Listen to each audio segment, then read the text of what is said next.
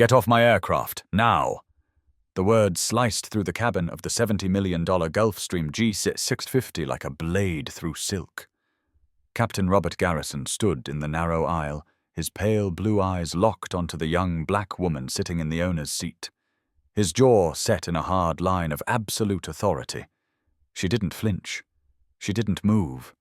She simply looked at him with the calm of someone who had already won a battle he didn't even know he was fighting. The cabin of the private jet, a sanctuary of cream leather and polished mahogany, had transformed into something else entirely. A pressure cooker, a courtroom, an arena where two worlds were about to collide with devastating consequences. Captain Garrison took another step forward, his silver-grey military haircut catching the soft cabin lights. At 58 years old, he had spent 35 years in the cockpit. He had flown presidents. He had flown princes. He had flown titans of industry whose names appeared on buildings and stock tickers around the world. He knew what wealth looked like. He knew what power looked like. And the woman sitting in front of him in her simple athletic leggings and cashmere hoodie, her hair pulled back in an elegant bun. No jewelry, no designer labels, no obvious markers of the extraordinary wealth required to charter this aircraft. She didn't fit the profile. "I've been flying for 35 years," Garrison continued, his voice dripping with condescension. "I've flown the most powerful people on this planet. I know what the clientele for a G650 looks like, and with all due respect, you don't fit the profile." Behind him, flight attendant Chloe Bennett stood frozen, her face a mask of barely concealed horror. First Officer Leo Martinez shifted his weight uncomfortably, his eyes darting between the captain and the passenger, sensing the catastrophe that was unfolding in real time. The woman in the owner's seat, Dr. Vivian Ashford, slowly uncrossed her legs. Her expression remained unchanged. Neutral, composed, almost serene. "I don't know who you are, or what your game is," Garrison pressed on, emboldened by her silence, mistaking her calm for submission, "but I'm not about to risk my license because some influencer's sugar daddy booked her a joyride and she got the tail number wrong." He crossed his arms, a smirk playing at the corner of his lips. Victory was close. He could feel it. "Now I'm going to ask you one last time, nicely. Please gather your things and exit the aircraft." Dr. Vivian Ashford looked at him for a long moment. The silence stretched between them, heavy and absolute. Then she spoke, her voice low and even, carrying the weight of someone who had faced this exact scenario more times than she could count. "Captain," she said quietly, "you're about to make the biggest mistake of your career." What happened in the next 12 minutes would destroy Robert Garrison's 35-year career, obliterate his reputation, end his marriage, and become a cautionary tale whispered in every private aviation lounge from the snow-capped peaks of Aspen to the glittering towers of Dubai. But he didn't know that yet. He stood there in the aisle of that $70 million aircraft arm, crossed smirk in place, absolutely convinced that he was the one in control. He had no idea that the woman he was trying to throw off this jet was the very person who held the lease to it. He had no idea that he was standing in her kingdom. And he had no idea that she was about to show him exactly what happens when you try to throw the queen out of her own castle. But before we dive into this incredible story, I want to ask you something. Have you ever been judged before you even opened your mouth? Have you ever walked into a room and felt someone decide you didn't belong? Just by looking at you, have you ever seen someone's eyes sweep over you, head to toe, and watched them reach a conclusion about your worth, your status, your right to be there, all in the space of a single heartbeat? If you have, then this story is for you. And if you haven't, then pay close attention. Because what you're about to witness is a masterclass in what happens when prejudice meets power, when arrogance meets accountability, and when a man who thought he was untouchable discovers that he was standing on very, very thin ice. Before we continue, I want to know, where are you watching from right now? Drop your city in the comments below. Whether you're in Atlanta, London, Lagos, Tokyo, or Los Angeles, whether you're watching this at midnight or on your lunch break. I want to hear from you. This story belongs to all of us. And if you believe that dignity doesn't depend on fitting someone's profile, if you believe that respect should be given freely and not rationed based on appearance, then do me a favor. Hit that subscribe button. Turn on the notification bell. Because stories like this need to be heard. Stories like this need to be shared. And stories like this need to remind the world that the old rules are changing. Now let's rewind. Let's go back 45 minutes before that confrontation in the cabin. Back to Aspen, Colorado. Back to a sun-drenched tarmac where the air is thin and crisp, where money whispers and power shouts, and where a decorated pilot was about to learn the most expensive lesson of his life. The lesson, be careful who you dismiss. Be careful who you underestimate. Because you might just be trying to throw the queen out of her own castle. This is the story of Dr. Vivian Ashford and Captain Robert Garrison. This is pilot orders black woman off private jet, then freezes when he realizes she owns the lease. Let's begin. The air in Aspen, Colorado is different. At nearly 8,000 feet above sea level, it's thin and crisp, carrying the scent of pine needles and fresh mountain snow. It's the kind of air that fills your lungs and makes you feel alive, the kind of air that whispers of adventure and possibility and the rarefied existence of those who can afford to breathe it. It was in this atmosphere on a pristine afternoon in late September that Dr. Vivian Ashford stood on the tarmac of Aspen-Pitkin County Airport, feeling the quiet satisfaction of a deal well done. The negotiations had been grueling. 3 days of corporate maneuvering of lawyers and spreadsheets and conference rooms with views of the Rocky Mountains. 3 days of intense focus, of strategic patience, of knowing when to push and when to pull back. And now, finally, it was over. Nexus Dynamics. The biotech company she had built from a small laboratory startup into a $2 billion enterprise had just acquired Meridian Therapeutics, a promising firm specializing in cellular regeneration technology. The acquisition would accelerate Nexus's gene therapy research by at least 3 years. It would bring 47 new patents under their umbrella. It would position them to potentially cure 2 different types of hereditary blindness within the decade. Vivian allowed herself a small smile as she walked across the tarmac toward the gleaming white and silver Gulfstream G650 that waited for her. The afternoon sun glinted off its fuselage, transforming the aircraft into something almost celestial, a chariot of the gods parked on ordinary asphalt. At 34 years old, Dr. Vivian Ashford was a paradox in the world she inhabited. In the scientific community, she was a titan. A PhD in biomedical engineering from MIT, where she had graduated at the top of her class at 23. A researcher whose patented innovations in cellular regeneration were changing the face of modern medicine.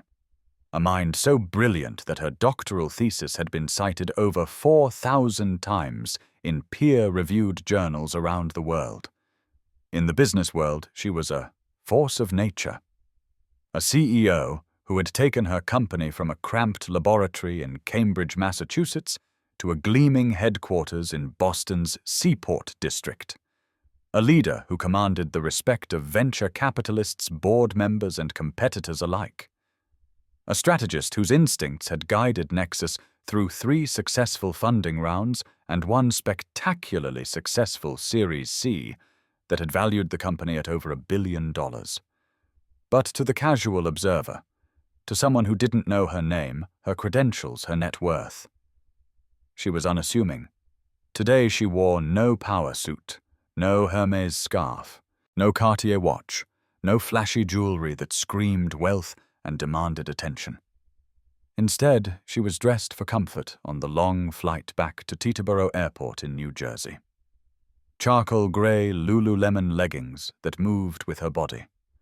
a simple white long-sleeved tee that felt soft against her skin, an exquisitely soft oatmeal-colored cashmere hoodie that she had owned for years and couldn't bear to replace.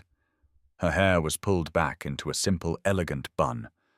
On her feet were a pair of comfortable yet stylish sneakers. She carried a well-worn leather satchel containing her laptop and a thick sheath of papers dense with scientific data. The research summaries from the Meridian acquisition that she planned to review on the flight home. She looked less like a corporate titan who had just closed a $400 million deal and more like a graduate student heading home for the holidays. And that was exactly how she liked it. Vivian had learned long ago that the people who needed to broadcast their wealth were usually the ones who feared losing it. Real power didn't announce itself with designer labels and ostentatious displays. Real power simply existed. It moved through the world quietly, confidently, secure in its own foundation. She had nothing to prove to anyone. The Gulfstream G650 that waited for her on the tarmac was in many ways the embodiment of that philosophy. It was the single biggest business expense she had ever approved, not as a luxury, but as a necessity. A 5-year exclusive lease through Apex Aviation, one of the top charter management companies in the world, gave her complete control over the aircraft. She could call for it at a moment's notice. She could fly to Zurich one day and San Francisco the next. She could take meetings at 30,000 feet reviewing documents and making calls while crossing continents. In her line of work, time was the one commodity she could never create more of. She could only save it. And this jet, this $70 million machine with its twin Rolls-Royce engines and its intercontinental range, saved her hundreds of hours every year, hours she could spend in her laboratory, hours she could spend with her team, hours she could spend pushing the boundaries of what was medically possible. The lease cost approximately $4 million per year. It was a staggering sum by any normal standard. But for a company generating the revenue that Nexus Dynamics generated, it was a rounding error, an investment in efficiency, a tool like any other tool that served a purpose. She didn't own the jet. That was an important distinction. Apex Aviation owned the aircraft and was responsible for its maintenance, its crew, its insurance, and its hangar fees.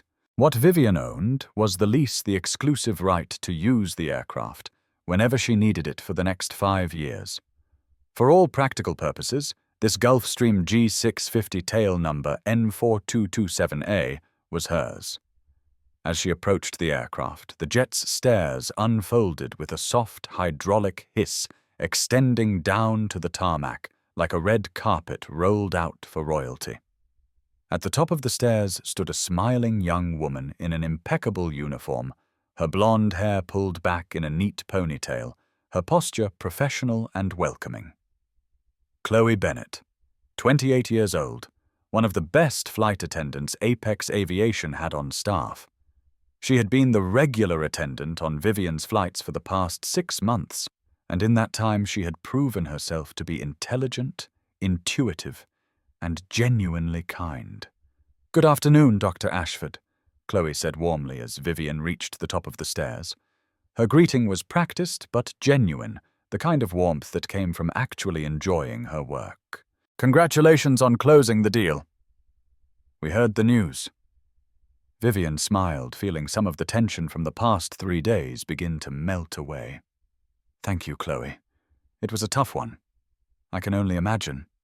Chloe reached out to take Vivian's satchel, handling it with care. "I have your chamomile tea ready for you as soon as we're in the air. The cabin is set to your preferred temperature, and I've prepared the light meal you requested. You're a lifesaver."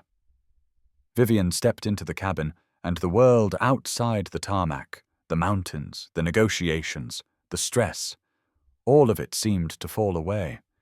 The interior of the Gulfstream was a masterpiece of bespoke luxury. Cream leather seats that seemed to embrace you when you sat down. Dark, polished mahogany tables and trim that gleamed under the soft lighting. Brushed steel accents that added a touch of modern elegance to the classic design. This was her sanctuary, her office, her time machine. She settled into her favorite seat, the one positioned near the window, with the best view and the most legroom, and let out a long, slow breath. The tension from the past 72 hours began to melt away. The lawyers, the spreadsheets, the conference rooms with their uncomfortable chairs and their endless cups of bad coffee, all of it receded into the background. She closed her eyes for a moment, letting the quiet hum of the aircraft's auxiliary power unit wash over her like a soothing lullaby. In a few hours, she would be back in New Jersey. She could sleep in her own bed. She could wake up tomorrow and get back to the work that truly mattered, the research, the science, the pursuit of cures that could change millions of lives. But first, she would rest. She would drink her chamomile tea. She would review the Meridian research summaries. And she would let this beautiful machine carry her home. She had no idea in that moment of peaceful anticipation that the next few minutes would change everything. She had no idea that a confrontation was coming that would test her composure, challenge her dignity, and ultimately transform her from a quiet titan of industry into a symbol of something much larger. She had no idea that a man named Robert Garrison was about to walk through that cabin door and make the biggest mistake of his life. Chloe was just securing the satchel in a forward closet, humming softly to herself, when two figures appeared at the cabin door.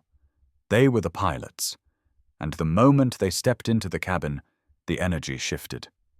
The first figure was a younger man, early 30s, with dark hair and warm brown eyes.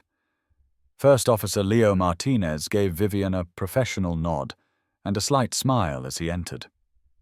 "Good afternoon," he said, his voice respectful and even. Behind him was the captain. And Captain Robert Garrison was something else entirely. Captain Robert Garrison looked like a man who had been carved from granite and aviation fuel.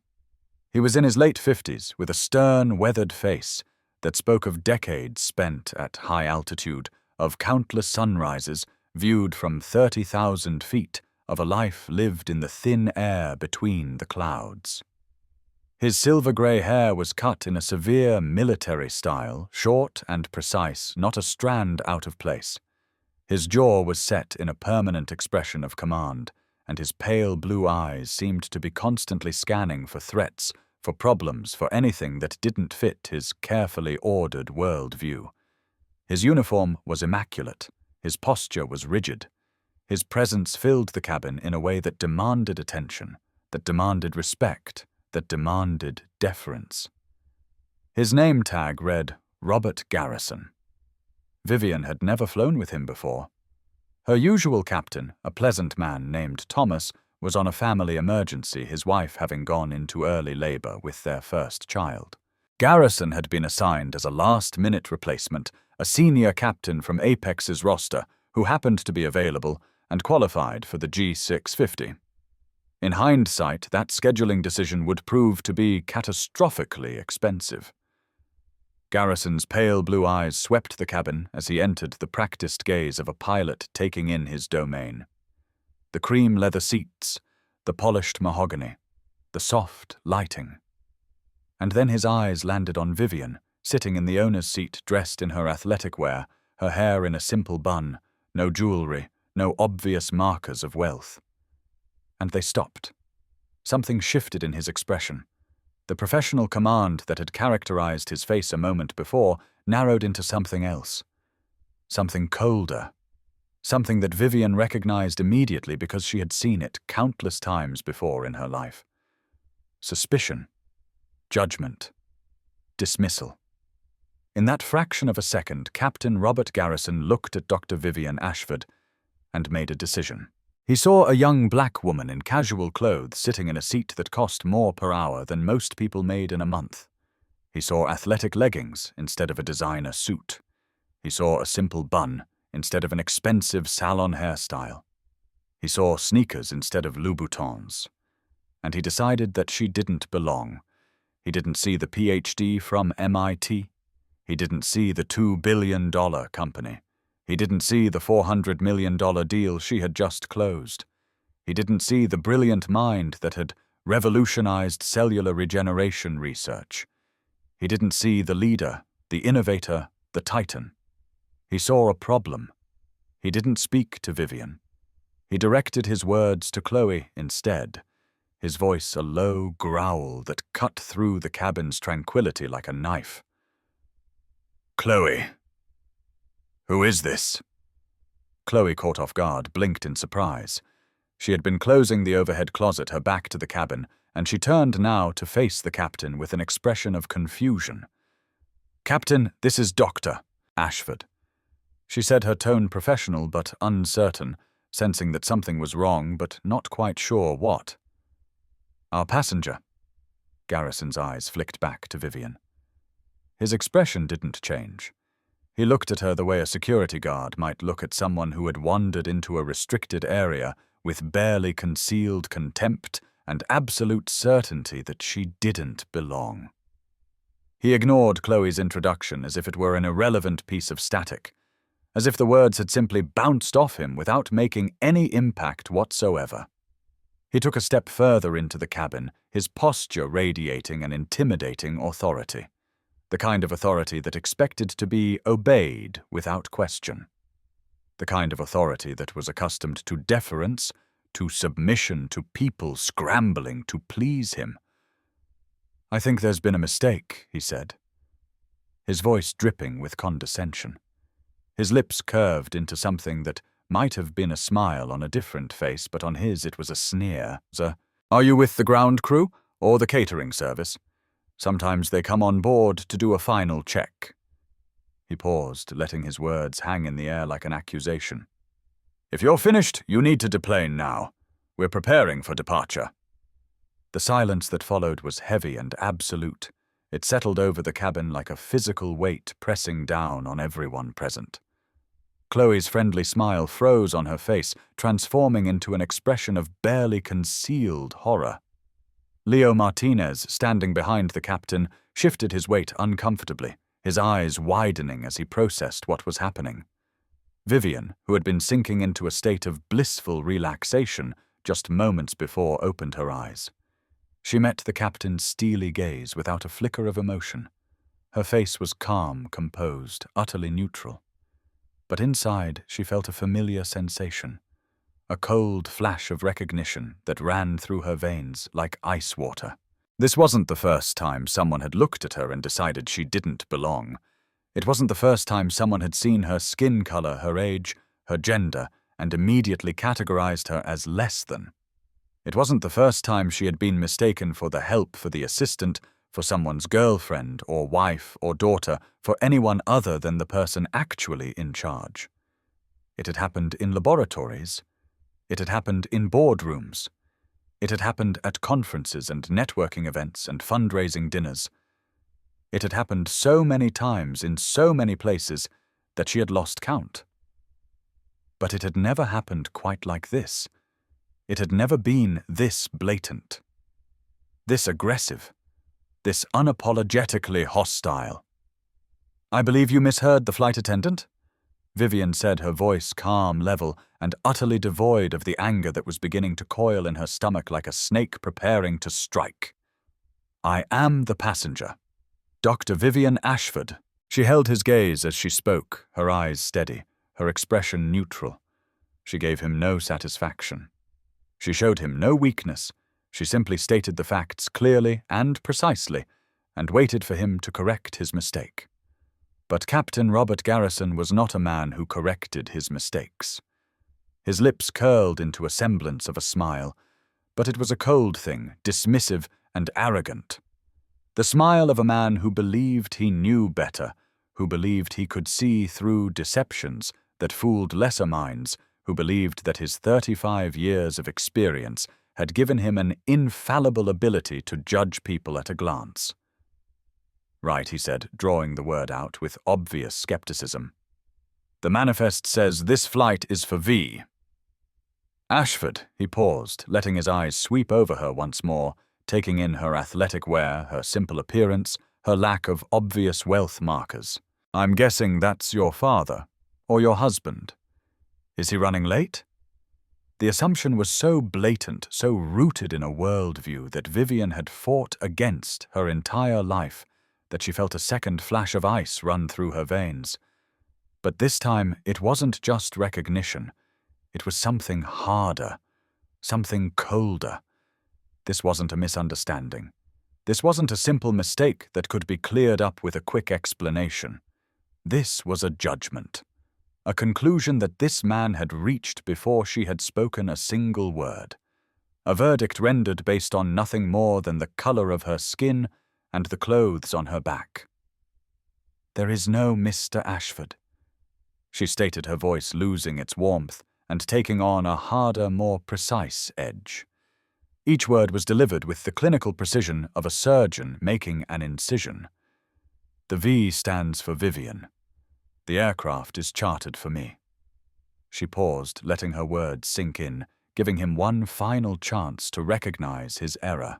"Now, if you don't mind, I'd like to settle in. We have a long flight." She turned her head to look out the window, a clear and unmistakable signal that the conversation was over. The gesture was polite, but firm, the kind of dismissal that a person of authority gives to someone who has overstepped their bounds. It was the same gesture she used in boardrooms when a subordinate had wasted too much of her time. It was a closing of the door, a drawing of the line, a final word that expected no response. But Captain Robert Garrison was not a man who accepted dismissal. He was not a man who ceded control, especially not to someone he had already categorized and rejected. In his mind, he was the pilot in command. In his mind, his word was law on this aircraft. In his mind, he was the king of this silver-winged kingdom, and no one, absolutely no one, was going to sit in the throne without his permission. He took another step forward, placing himself directly in her line of sight, blocking her view of the window. His body language was aggressive now, confrontational. The thin veneer of professional courtesy had cracked, revealing something uglier beneath. "Listen," he said, and his tone had shifted from condescending to openly hostile. "I've been flying for 35 years. I've flown presidents. I've flown princes. I've flown titans of industry. I know what the clientele for a G650 looks like." He leaned forward slightly, his pale blue eyes boring into hers. "And with all due respect, you don't fit the profile." The insult was so direct, so blatant, so breathtakingly offensive, that for a moment the cabin seemed to hold its breath. Chloe gasped softly, her hand flying to her mouth. Leo took a half-step forward, his expression alarmed, his mouth opening as if to speak. Captain Leo began, his voice tight with tension. "I don't think—" But Garrison shot him a look that silenced him instantly. A look that said, "You will not question me." A look that said, "I am the authority here." A look that had probably silenced countless subordinates over the past 35 years. Leo fell silent, but his eyes remained troubled. His jaw tightened. Something was shifting in his expression, a calculation being made, a line being drawn. Vivian slowly turned her full attention back to the pilot. The calm facade remained firmly in place, but behind her eyes a storm was gathering. Her voice, when she spoke, was dangerously quiet. The profile she repeated, letting the word hang in the air between them. "Please, Captain, enlighten me. What exactly is the profile you're referring to?" It was a trap, and Garrison walked right into it. "Let's not play games," he sneered. "This flight costs over $100,000. I'm not about to risk my license and my reputation because some influencer's sugar daddy booked her a joyride and she got the tail number wrong." The words landed like grenades in the quiet cabin. Sugar daddy, influencer, joyride, got the tail number wrong. In a single sentence he had reduced her to nothing. A gold digger, a kept woman, someone's plaything who had wandered onto the wrong aircraft by mistake. He had looked at everything she was, everything she had accomplished, everything she had built, and he had dismissed it all. He had erased it all. He had replaced it with his own narrative, his own assumptions, his own deeply ingrained prejudices. Chloe looked like she might be sick. Leo's face had gone pale. And in the rear of the cabin, in a seat that Garrison hadn't bothered to check, a woman named Elena Vega sat very, very still. Elena was 28 years old, a tech journalist for a prominent online publication traveling to New York for a conference on emerging technologies. She had been seated at the back of the cabin when the pilots entered, reviewing notes on her laptop, paying little attention to the routine of pre-flight preparations. But she was paying attention now.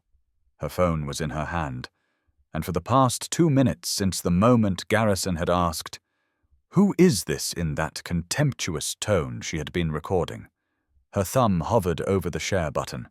Her eyes were fixed on the scene unfolding before her, and her mind was already composing the post that would soon set the internet on fire.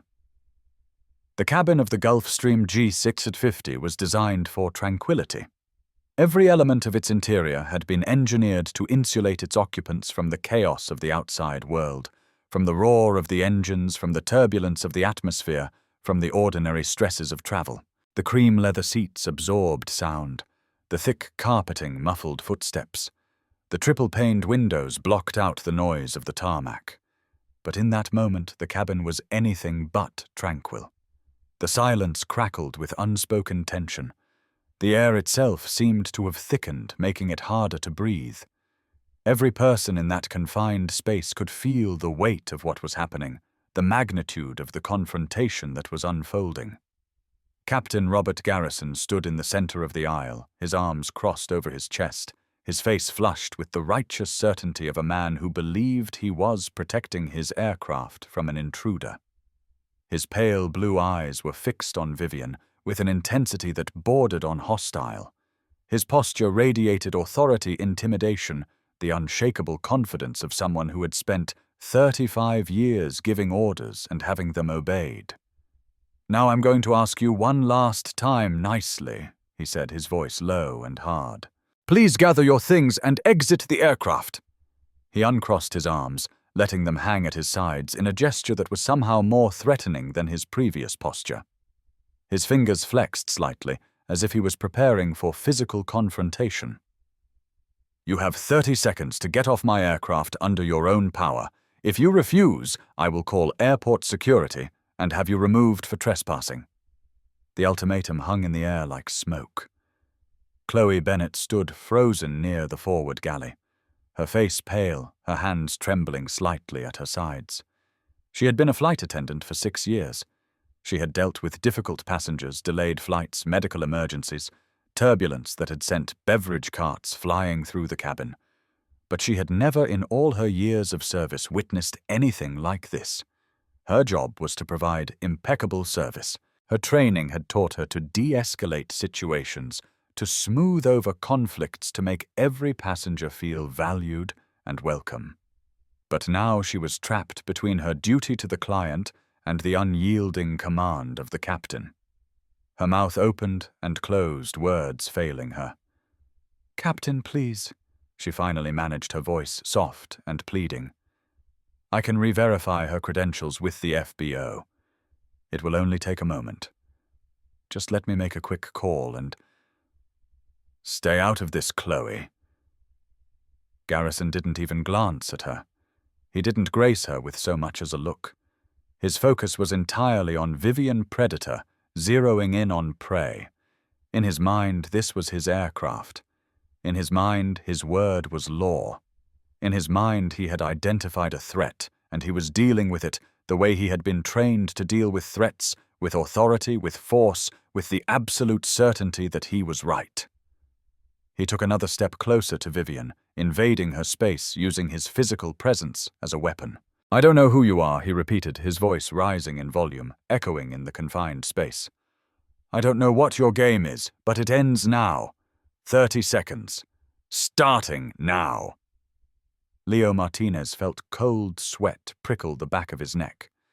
He had been with Apex Aviation for 2 years, working his way up from regional jets to the prestigious position of first officer on the company's most exclusive aircraft.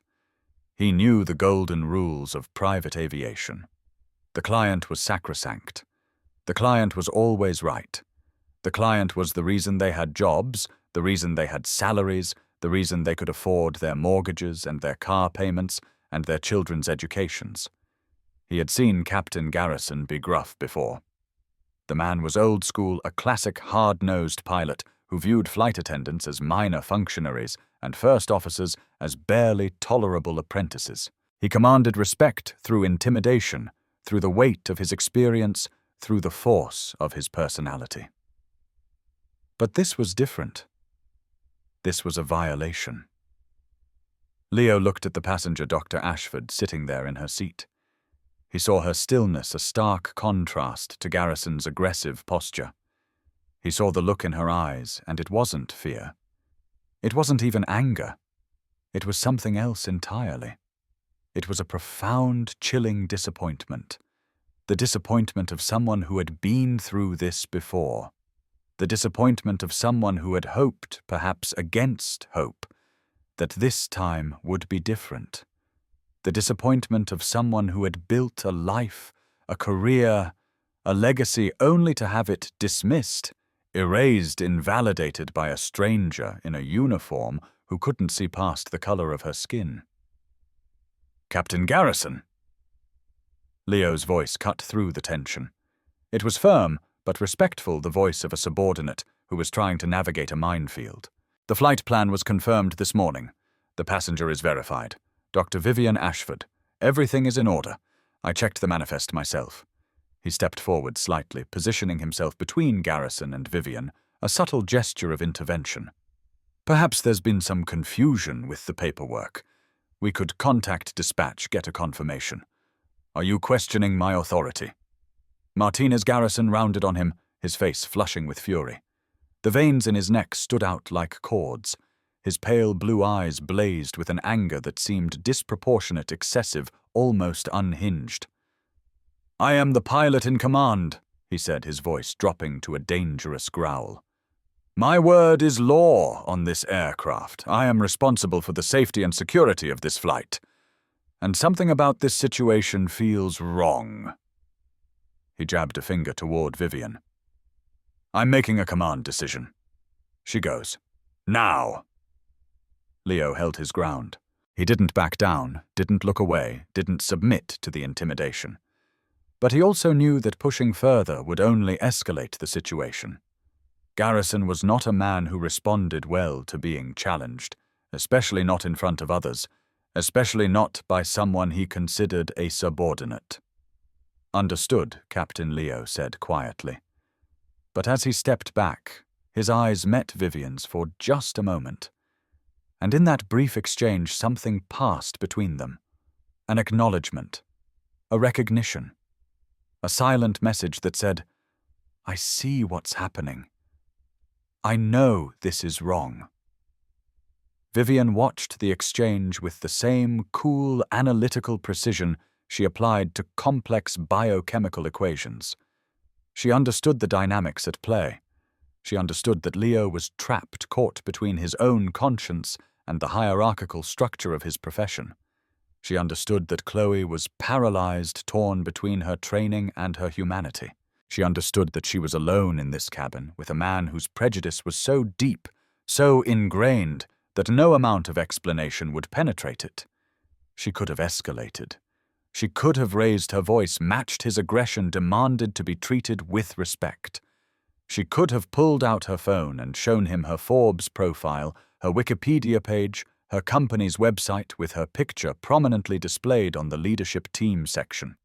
She could have recited her net worth, her credentials, her list of accomplishments.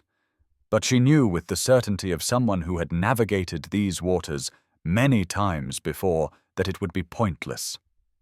A man this steeped in his own prejudice would not be swayed by facts he didn't want to believe. He would see any evidence she presented as a desperate gambit, further proof of some elaborate deception. He would double down, dig in, refuse to admit that he had made a mistake. His ego would never allow it. His worldview would never permit it.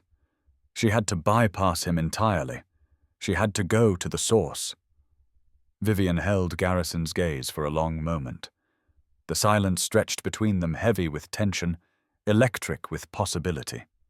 He stood there, arms at his sides, confident smirk beginning to form on his face. He thought he had won. He thought his ultimatum had worked. He thought the imposter was about to back down and slink away. Then, in a move that completely disarmed him, she gave a small, almost imperceptible nod. "All right, Captain," she said, her voice even calm, almost agreeable. Garrison's smirk widened. Victory! He had stared down the imposter and she had blinked.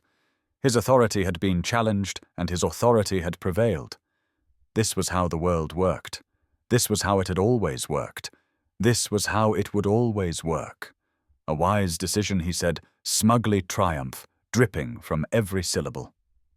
But Vivian wasn't reaching for her satchel. Instead, she slowly reached into the pocket of her cashmere hoodie and retrieved her iPhone. Her movements were deliberate, unhurried, almost leisurely.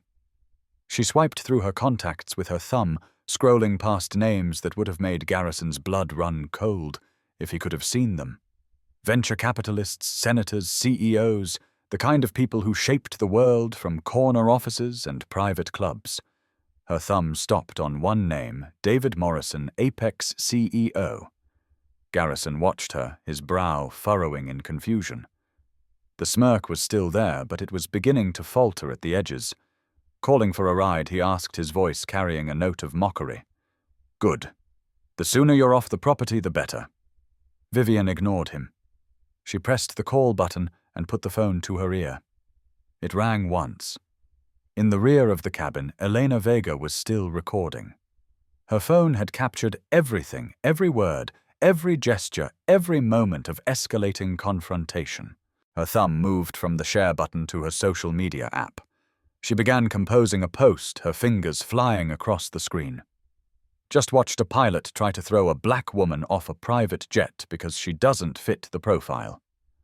The confidence of this man is unreal."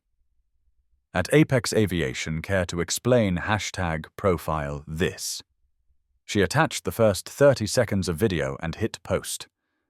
By the time the call connected, the video was already spreading. David Vivian said into the phone, her tone suddenly shifting from that of a passenger to that of an executive speaking to a subordinate. Her voice carried weight authority, the unmistakable timbre of someone accustomed to being in charge.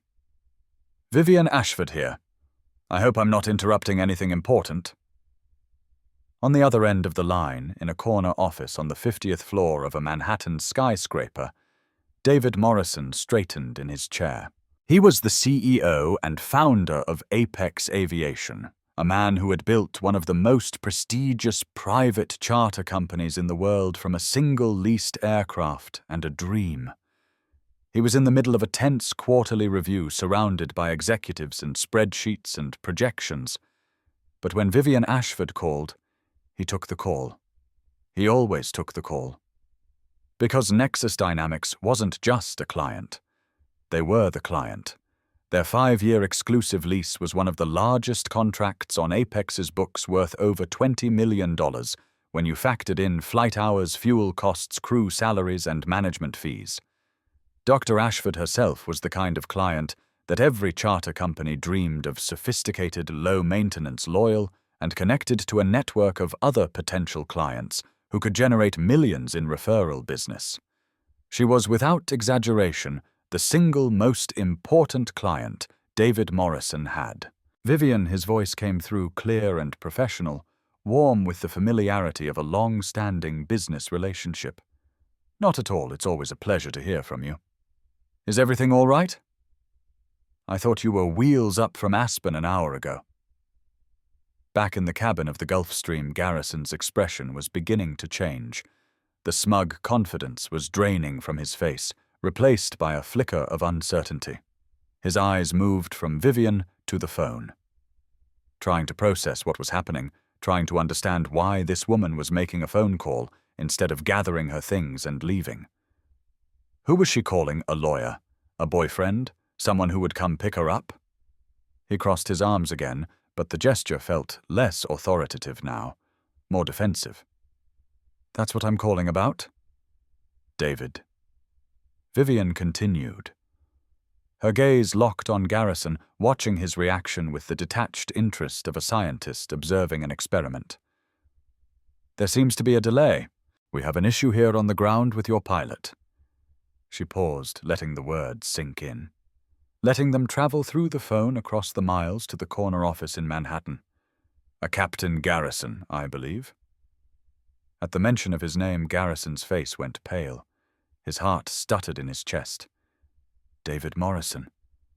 She had called David Morrison. She knew David Morrison. She knew the CEO of Apex Aviation well enough to have his direct number in her phone, well enough to call him by his first name, well enough to interrupt his day with a casual phone call about a delay. The pieces began to fall into place, slowly, horribly, like dominoes toppling in slow motion. "He seems to be under the impression that I don't belong on this aircraft," Vivian continued, her voice calm, measured, almost conversational. "In fact, he's just threatened to have me forcibly removed by airport security." The silence on the other end of the phone was brief but profound. When David Morrison spoke again, his voice had lost all its warmth. It was cold now, hard, razor-sharp, the voice of a man who had built an empire and would not tolerate threats to it. "Vivian," he said, his tone flat with controlled fury, "I want you to give the phone to the captain, right now." Vivian held the phone out to Garrison, her face a mask of perfect neutrality. Not triumphant, not smug, just calm, just waiting. "Mr. Morrison would like a word with you, Captain." For the first time since he had entered the cabin, a shadow of genuine fear crossed Robert Garrison's face. David Morrison was a legend in the private aviation industry. Brilliant, demanding, and utterly ruthless in his protection of his company and his clients. A direct call from him to a pilot on the tarmac was unheard of. It was unprecedented. It was the aviation equivalent of God calling a foot soldier on the battlefield. Garrison's hand trembled slightly as he reached for the phone. It felt unnaturally heavy in his palm, like a block of lead, like a death sentence. He held it to his ear, his voice suddenly hoarse, all the confidence and authority stripped away. "This is Captain Garrison." He didn't get to say another word. David Morrison's voice erupted from the phone, loud enough for both Chloe and Leo to hear every syllable, loud enough to echo through the cabin, loud enough to strip away any remaining shred of Garrison's dignity. "Garrison, what in God's name do you think you are doing? Have you lost your mind? Are you clinically insane?" Garrison flinched as if he had been physically struck. "The woman you are trying to throw off that aircraft is Dr. Vivian Ashford. She is not just a client, Garrison. She is our most important client. Her company's contract is worth more than your entire career, you arrogant fool." The cabin of the Gulfstream G650 had become a courtroom, and Robert Garrison was on trial. He stood in the center of the aisle, phone pressed to his ear, his face cycling through colors like a broken traffic light. Red with humiliation, white with fear, gray with the dawning realization that he had made a catastrophic mistake. His free hand hung at his side, opening and closing reflexively, grasping for something solid in a world that was suddenly shifting beneath his feet. David Morrison's voice continued to pour through the phone, a torrent of cold fury that filled the cabin. "Do you have any idea what you've done? Any concept of the damage you've caused in the past 5 minutes? I built this company from nothing. From a single leased aircraft and a prayer. I spent 20 years cultivating relationships, building trust, establishing a reputation for excellence. And you, in your infinite wisdom, have decided to jeopardize all of it because of what? Because Dr. Ashford doesn't fit your profile." Garrison opened his mouth to speak, to defend himself, to explain. "Mr. Morrison, if I could just—" "You could not," Morrison cut him off, his voice like a blade. "You could not just anything. You do not get to speak. You do not get to explain. You do not get to offer your theories about profiles and what wealthy people are supposed to look like. In his Manhattan office, David Morrison had risen from his chair. He was pacing now, his free hand pressed against his forehead, his face contorted with a mixture of rage and disbelief. The executives around him had gone silent, watching their CEO with expressions of barely concealed alarm. "Do you know who Dr. Vivian Ashford is, Garrison? Do you have any idea? She's not some influencer or someone's arm candy. She's the founder and CEO of Nexus Dynamics. She's a genius whose work is going to change the face of medicine. The deal she closed in Aspen this week, it positions her company to potentially cure hereditary blindness. She's saving people's sight. Garrison, she's changing lives. And you tried to have her thrown off a plane like a common trespasser." Garrison's face had gone ashen. The blood had drained from his cheeks, leaving him looking 10 years older than he had just minutes before. I didn't know," he managed to stammer. "There was no way to... No way to what? No way to treat a passenger with basic human decency, no way to verify her identity before accusing her of fraud, no way to exercise a shred of professional judgment instead of defaulting to your ugly assumptions." Morrison's voice dropped, becoming quieter, but somehow more dangerous. "Let me paint you a picture, Bob, since you seem to have trouble seeing things clearly." He paused, and in that pause Garrison could hear the rustle of papers, the click of a keyboard. "I'm looking at Dr. Ashford's account right now. She has a 5-year exclusive lease on that aircraft. That contract is worth approximately $20 million to this company." $20 million. She has personally referred 3 other clients to Apex over the past 2 years. Clients who have collectively spent another $8 million on charter services. She has a perfect payment record. She has never complained about a single flight, a single meal, a single crew member. She is by every metric we have the perfect client. Another pause. Garrison could hear his own heartbeat in the silence. "And you just threatened to have her arrested." Chloe and Leo stood frozen near the galley, watching the scene unfold with expressions of horrified fascination. They could hear every word, every syllable of Garrison's destruction. The cabin that had felt so spacious just minutes before now felt claustrophobic, the walls closing in on a man whose world was collapsing in real time. "I'm going to give you a set of instructions now," Morrison continued, his voice cold and precise. "And you are going to follow them to the letter. You are going to hand the phone back to Dr. Ashford. You are going to apologize to her profusely, and you are going to mean it. And then you are going to do whatever she tells you to do. Is that understood?" Garrison swallowed hard. His Adam's apple bobbed visibly. "Yes, sir." The words came out as a croak, barely audible, stripped of all the authority and confidence that had characterized his voice just minutes before. "Your career is hanging by a single thread," Garrison Morrison said, delivering the final blow. "And that thread is in Dr. Ashford's hand. You'd better pray she doesn't decide to cut it. Now give her back the phone." The line went dead. Garrison stood there for a long moment, the silent phone in his hand. The device that had just delivered his professional death sentence. The small rectangle of glass and metal that had transformed him from the pilot in command to a man awaiting judgment. The silence in the cabin was now one of pure, unadulterated humiliation. Chloe had pressed herself against the galley counter, her eyes wide, her face pale. Leo stood rigid, his expression carefully neutral, but his eyes betrayed a complex mixture of emotions, vindication, sympathy, and something that looked almost like respect for what Dr. Ashford had just done.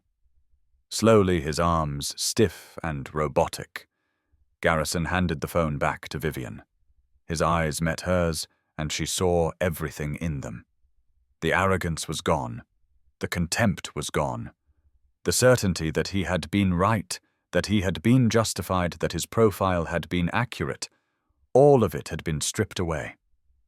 What remained was fear. Desperate, pleading, naked fear. He had made a catastrophic mistake. A career-ending mistake. And he had made it with the one person in the world who held all the cards.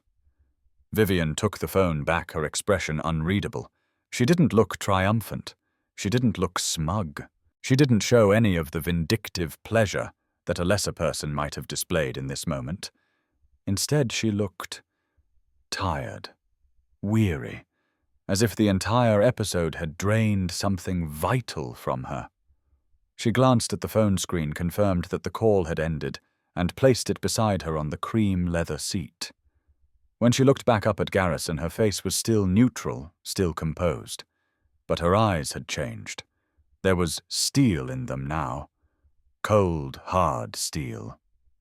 Dr. Ashford Garrison began, his voice a hoarse croak, all the confidence and authority stripped away, replaced by the desperate tremor of a man who knew he was on the edge of an abyss.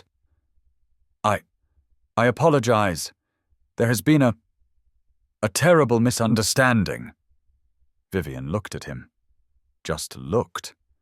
The silence stretched between them, heavy with the weight of everything that had just happened. A misunderstanding, Captain? She asked, her voice soft, but carrying the weight of a judge's gavel. Is that what you're calling this? Garrison's mouth opened and closed. No words came out, because it seemed quite clear to me. Vivian continued, each word precise, measured, landing with surgical accuracy. You made a series of decisions based on my age, my gender, and my race. You looked at me and decided that I couldn't possibly be the person in charge. You decided that I must be someone's mistress, someone's kept woman, an influencer on a joyride. She leaned forward slightly, her gaze never leaving his. You were prepared to have me physically removed from this aircraft, to have me humiliated in front of security personnel and airport staff, to have me treated like a criminal, like a trespasser, like someone who had no right to be here. Her voice dropped, becoming quieter, but somehow more devastating. And now you want to call it a misunderstanding. Garrison's face crumpled. The last remnants of his composure shattered. I was wrong, he said, the words tumbling out in a desperate rush. I made a mistake, a grave error in judgment. I should have verified. I should have listened. I should have... Yes, Vivian interrupted, her voice still calm, still controlled. You should have. But you didn't. Because you took one look at me and decided you already knew everything you needed to know. She paused, letting her words sink in. That's not a misunderstanding, Captain. That's a conclusion. One you reached before I said a single word. Leo and Chloe remained by the door, frozen in place, witnesses to a complete professional demolition. Leo felt a strange mix of emotions churning in his chest. Horror for Garrison, yes, but also a profound, almost reverential respect for Dr. Ashford. She wasn't yelling. She wasn't demanding. She wasn't losing control or indulging in petty revenge. She was simply holding up a mirror, and the reflection was devastating. In the rear of the cabin, Elena Vega's phone had captured everything. The video was still recording now, running past the 10-minute mark. Her post on social media had already gained traction, thousands of views in just a few minutes, comments flooding in, retweets multiplying exponentially. The story was spreading. The internet was watching. And Robert Garrison had no idea. He stood before Vivian, broken and desperate, his 35-year career crumbling around him like a sandcastle in a rising tide. Please, he said, the word coming out as barely more than a whisper. Please, Dr. Ashford. I have a family. I have a wife. I've been flying for 35 years. This is all I know. Don't let one mistake, one terrible, unforgivable mistake, end my career. Vivian looked at him. She saw the desperation in his eyes. She saw the fear, the regret, the dawning understanding of what he had done and what it was going to cost him. She saw a man who in the space of 5 minutes had destroyed everything he had spent decades building. Part of her felt something that might have been pity. a distant clinical recognition that this man was suffering, that his suffering was real, that the consequences he was about to face would be severe and lasting. But she also saw the man who just 5 minutes earlier had been prepared to ruin her day, who had been prepared to have her publicly humiliated at a busy airport, who had looked at her with contempt and derision, who had spoken to her as if she were less than human, who had dismissed her as nothing more than arm candy or a scammer who had wandered onto the wrong aircraft. And she knew that compassion in this moment would be misplaced. This wasn't just about her. It wasn't just about one confrontation on one aircraft on one sunny afternoon in Aspen. It was about every other person who didn't fit Captain Robert Garrison's profile. Every black executive who might board this plane in the future. Every woman in comfortable clothes who might be mistaken for the help. Every person who might be judged, dismissed, and humiliated because they didn't look the way wealth was supposed to look. Enabling prejudice was not compassion. It was complicity. Vivian looked past Garrison, her eyes meeting Leo's for a moment, then Chloe's. "Chloe," she said, her voice calm and decisive, brooking no argument. "Please secure the cabin door. We will not be departing just yet." "Yes, Sir Ashford," Chloe said, moving with visible relief at having something concrete to do, something that would take her away from the unbearable tension at the center of the cabin. "First Officer Martinez." Leo straightened, his expression attentive. "Yes, please contact the FBU. Inform them that we require a new captain for our flight to Teterboro." She paused, letting the weight of her next words settle over the cabin. "Effective immediately." The order was a clean, precise cut. 4 words that ended a career. A life's work. A 35-year journey from the first day of flight school to the command seat of a Gulfstream G650. Effective immediately. Captain Robert Garrison physically recoiled from the words. His body jerked backward as if he had been struck, staggering back a full step, his hand reaching out to steady himself against the mahogany trim of the cabin wall. His face contorted through a rapid succession of emotions, disbelief, horror, desperation, and finally a terrible, bottomless despair. "No," he breathed the word, escaping his lips like a prayer. "No, please, please, Dr. Ashford, you can't. I can." Vivian interrupted, her voice still calm, still controlled, still carrying the quiet authority of someone who had made her decision and would not be moved from it. "And I am." She leaned forward slightly, her gaze locked on his. "Let me be very clear about something, Captain, since there seems to be some confusion about the nature of our relationship." Garrison's eyes widened. A tiny flicker of hope appeared in their depths. Perhaps she was going to explain something. Perhaps there was still a way out of this nightmare. Perhaps he could still salvage something, anything from the wreckage of his career. This jet, Vivian began gesturing with one hand at the cream leather seats, the polished mahogany, the brushed steel accents that surrounded them.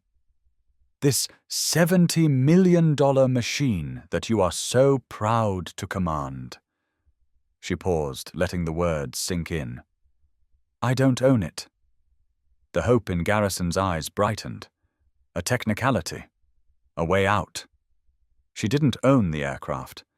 Perhaps this meant something. Perhaps this changed the equation somehow. Vivian saw the hope. And with her next words, she extinguished it. "I don't own the aircraft.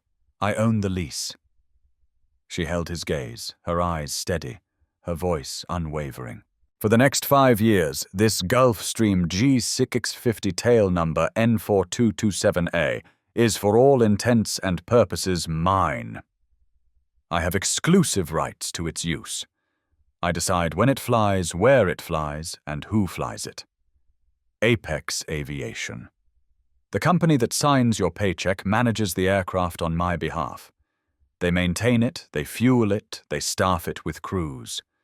She leaned back slightly, but her eyes never left his. "Which means, Captain, that while you may technically hold the title of pilot in command, The reality is quite different." Her voice dropped, becoming quieter but somehow more devastating.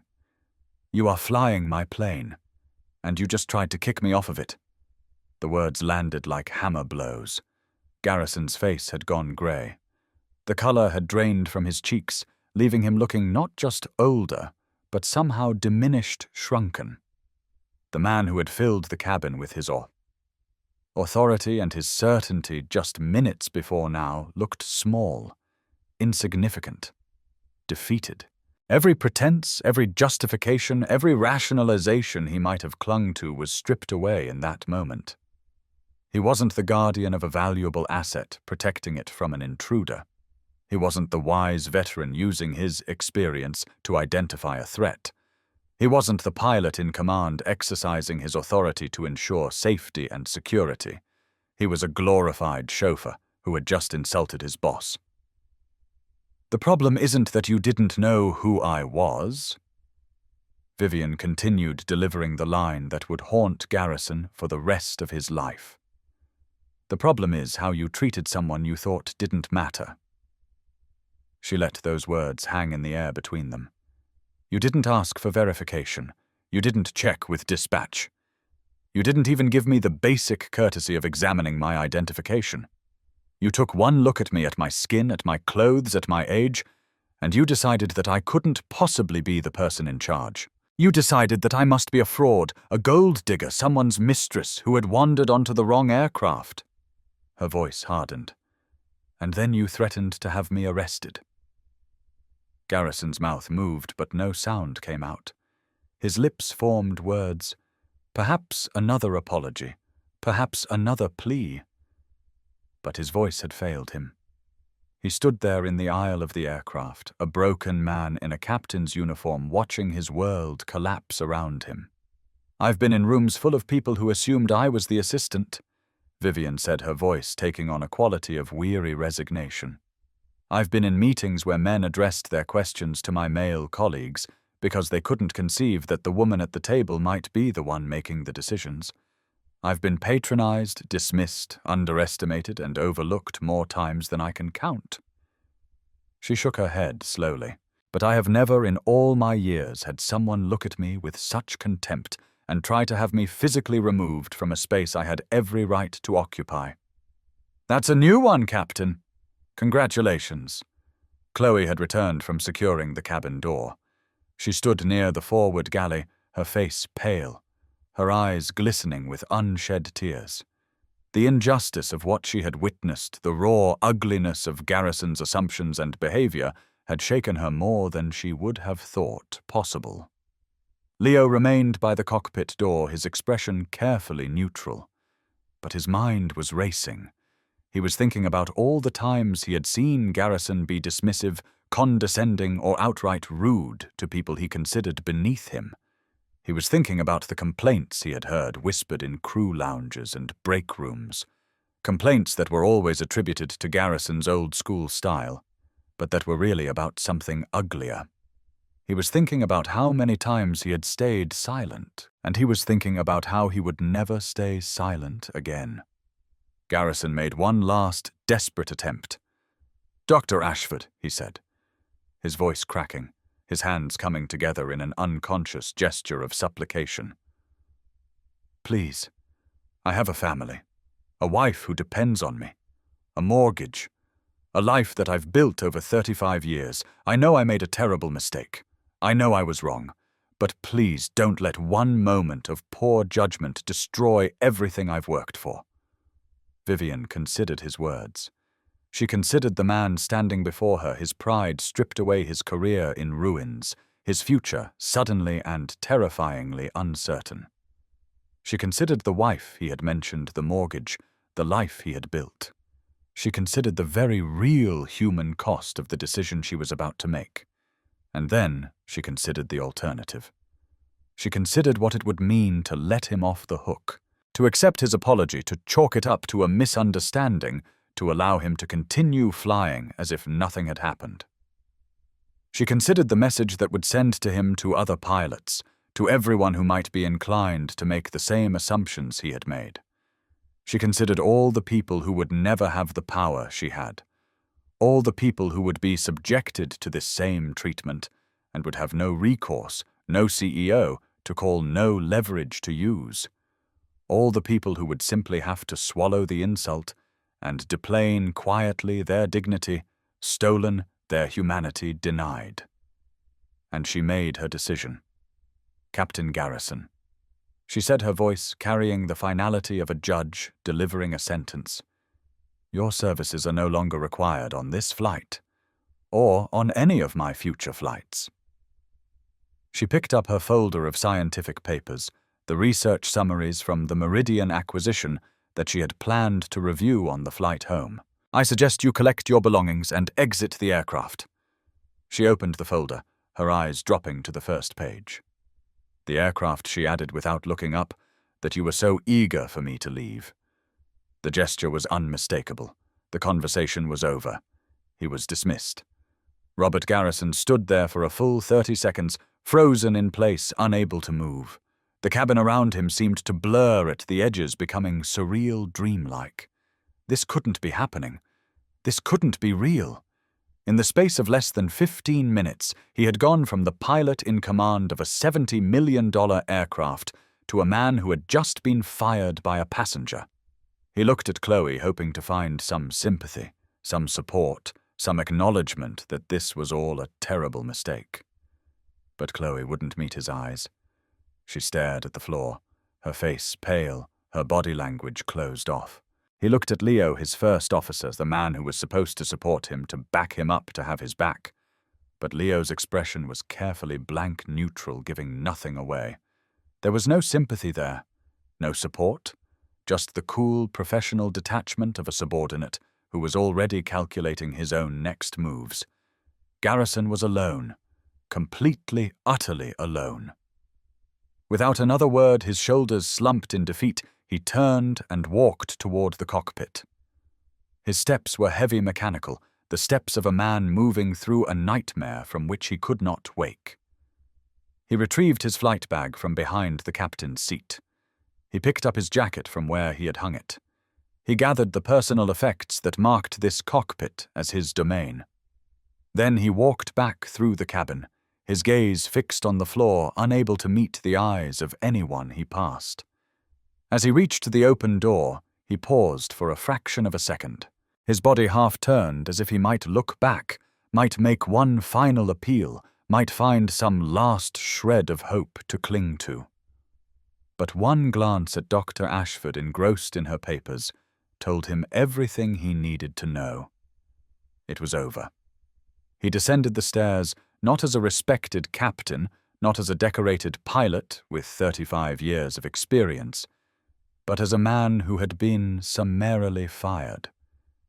He stepped onto the sunlit tarmac, the mountain air that had seemed so crisp and invigorating just hours before, now feeling thin and cold in his lungs. Behind him, the door of the Gulfstream G650 closed with a soft, final thud. It was the sound of a world ending. It was the sound of consequences arriving. It was the sound of a man learning far too late that the rules he had lived by no longer applied. The Aspen-Pitkin County Airport tarmac was a study in contrasts.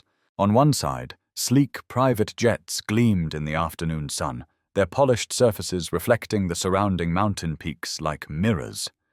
Ground crew members in pristine uniforms moved efficiently between aircraft, their movements choreographed by years of practice. Everything was clean, orderly, precise. On the other side, walking away from the Gulfstream G650 that had been his command just minutes before, was Robert Garrison. He looked like a man who had aged 10 years in the space of 15 minutes. His steps were uncertain, shuffling, lacking the confident stride that had characterized his movement through airports and terminals for more than 3 decades. His flight bag, which usually hung from his shoulder with the ease of long familiarity, now seemed to weigh him down, dragging at him like an anchor. He couldn't just leave the airport. Protocol demanded that he officially hand off his duties, that he complete the paperwork that accompanied any change in crew, that he brief his replacement on the aircraft's status and the flight plan. These were the mundane administrative tasks that he had performed hundreds of times throughout his career, tasks so routine that they had become automatic. Now they felt like torture. The FBP, the fixed base operator that served as the hub for private aviation at Aspen, was housed in a modern building with floor-to-ceiling windows that looked out onto the tarmac. As Garrison approached the entrance, he saw faces turning toward him. Pilots he had known for years. Ground crew members who had greeted him with respect countless times.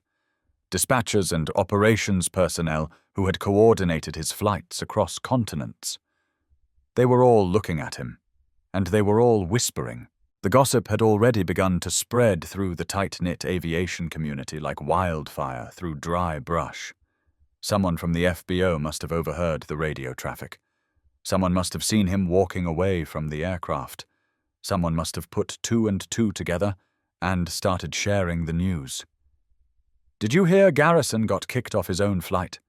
The passenger fired him. Right there on the tarmac. What did he do? What could possibly have happened?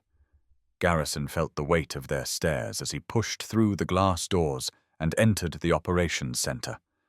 The conversations didn't stop, not entirely, but they dropped to whispers, to murmurs, to sidelong glances that followed him across the room. He approached the operations desk where a young dispatcher named Tyler was studiously avoiding his gaze.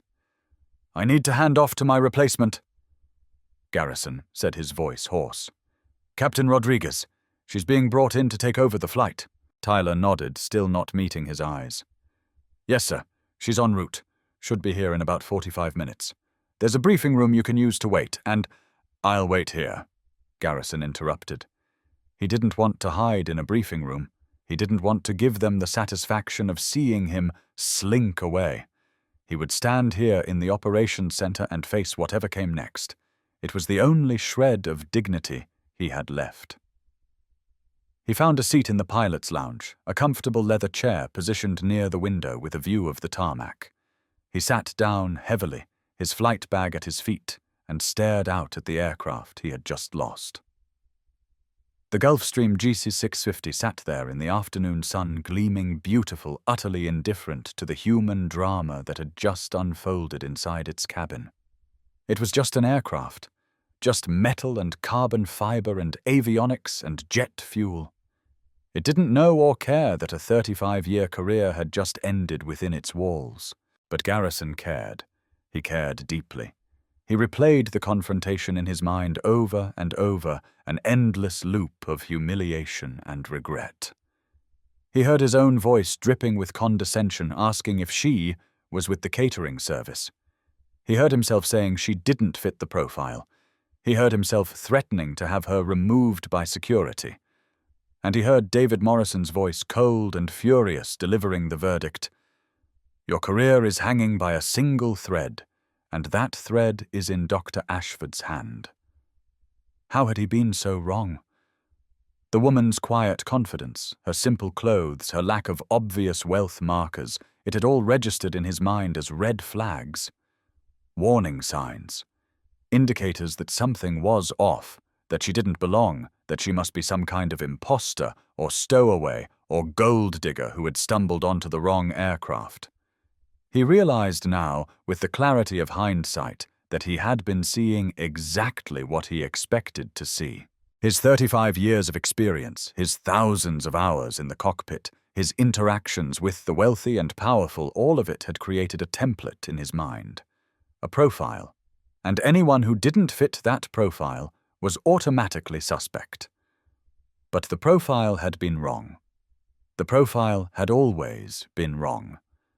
The profile was just a convenient framework for his own prejudices dressed up in the language of experience and expertise. His phone buzzed in his pocket.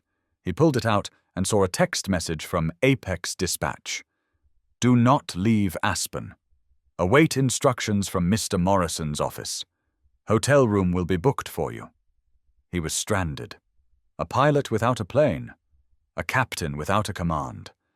A man who had spent his entire adult life in motion, crisscrossing the globe, at 500 miles per hour, now grounded in a mountain resort town with nowhere to go and nothing to do but wait. 45 minutes later, Captain Ava Rodriguez arrived.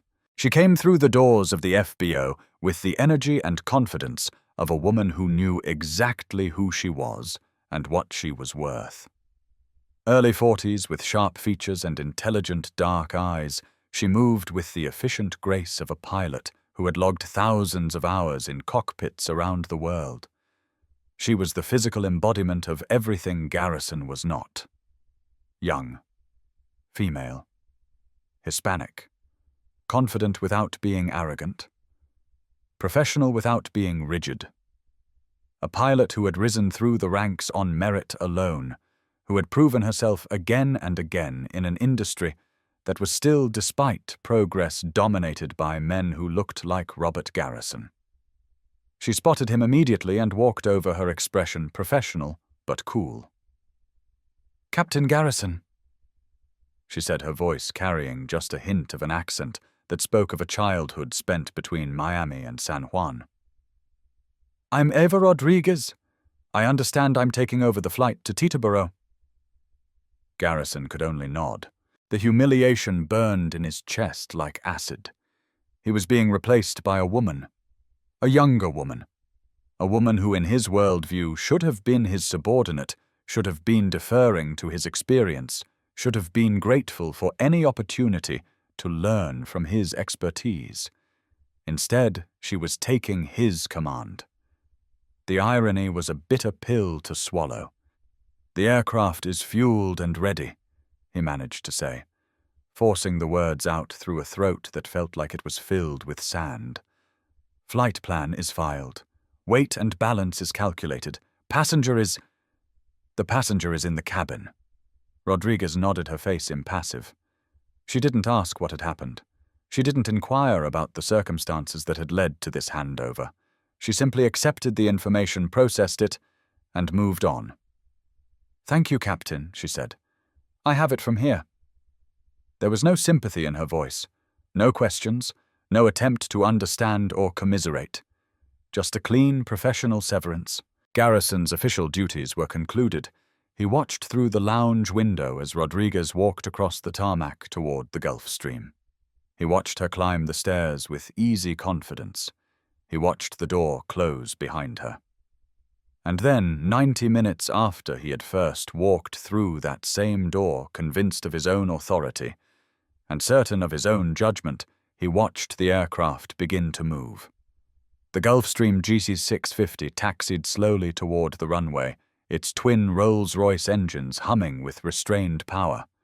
It paused at the threshold, conducting the final checks that Garrison himself had performed hundreds of times. The engines spooled up the sound building to a roar that carried across the tarmac even through the FBO's thick windows. Then, with a graceful roaring surge of power, the aircraft launched itself into the crisp mountain air. It climbed steeply, banking eastward toward New York, a silver dart disappearing into the vast blue canvas of the Colorado sky. Garrison watched until the aircraft was nothing more than a glint of light against the mountains. It was his jet. It was his flight. And it was leaving without him.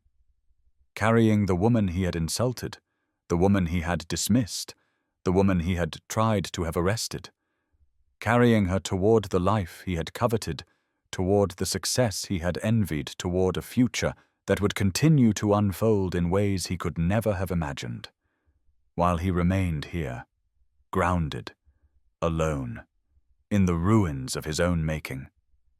The moment the Gulfstream's door closed behind Captain Garrison, a profound silence settled over the cabin.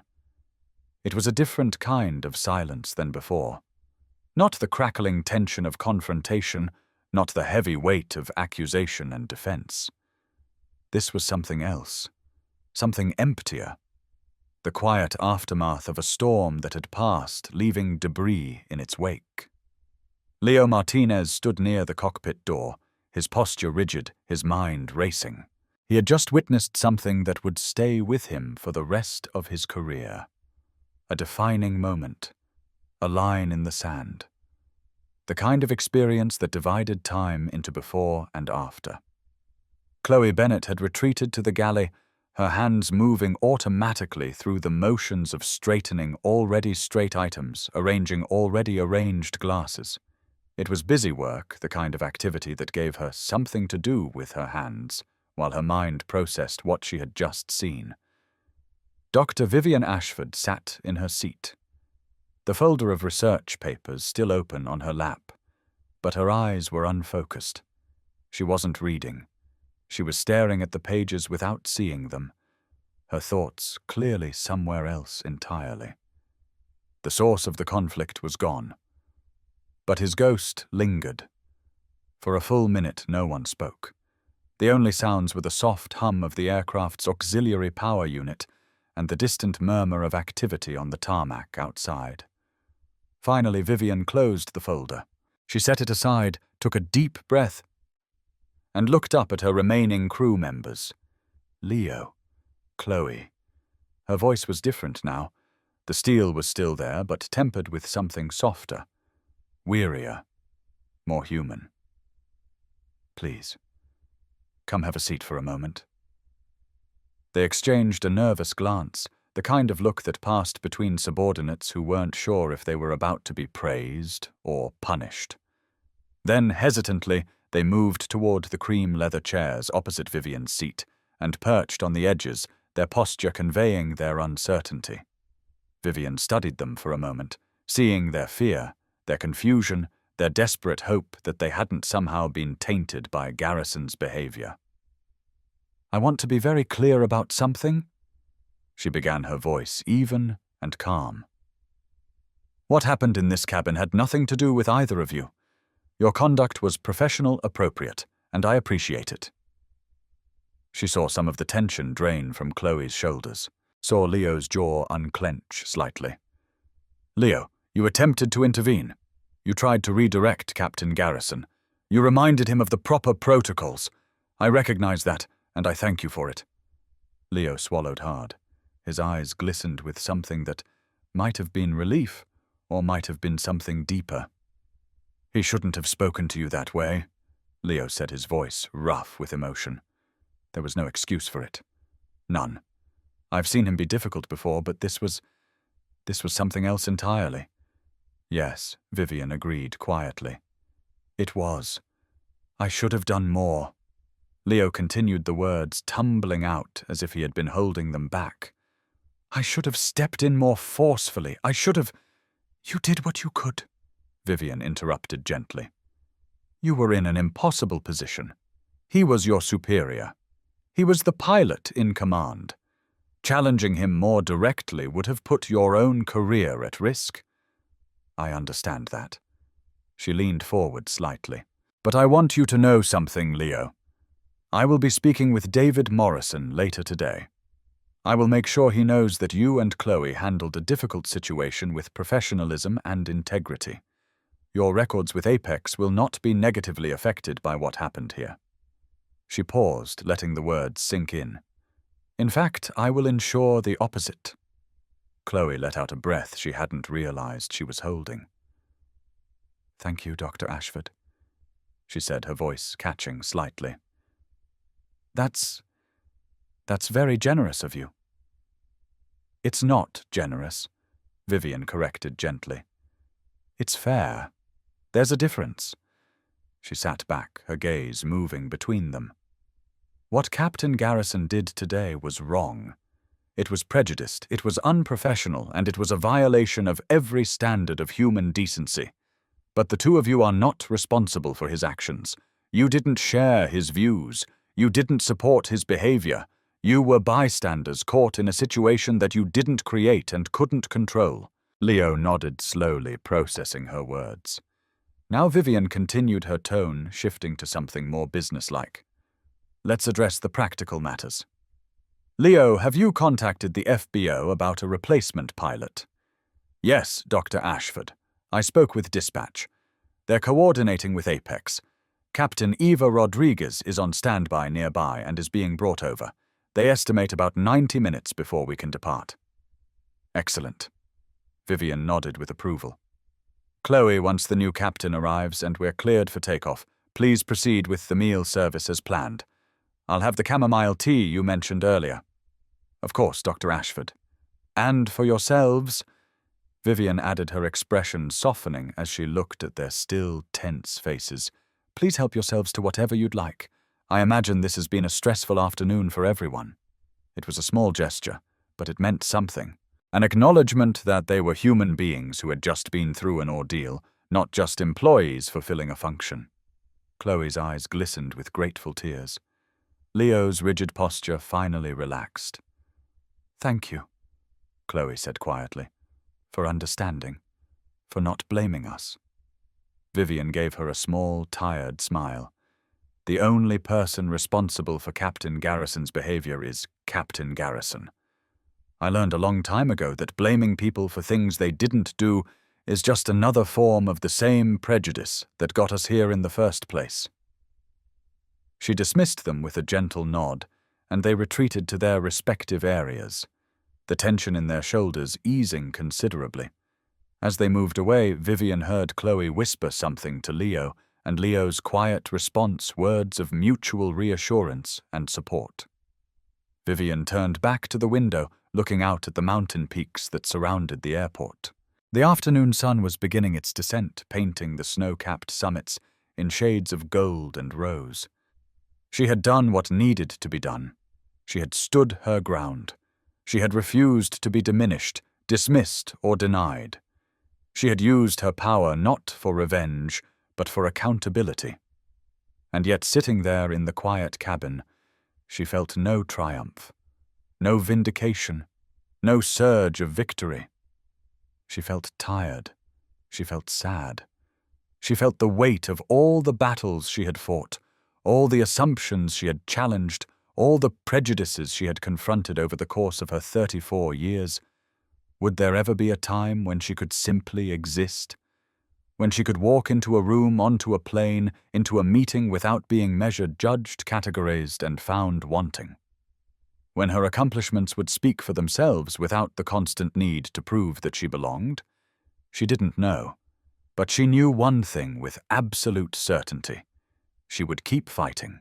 She would keep standing.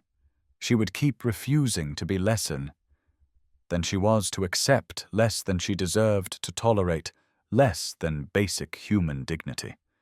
Not just for herself, for everyone who would come after her.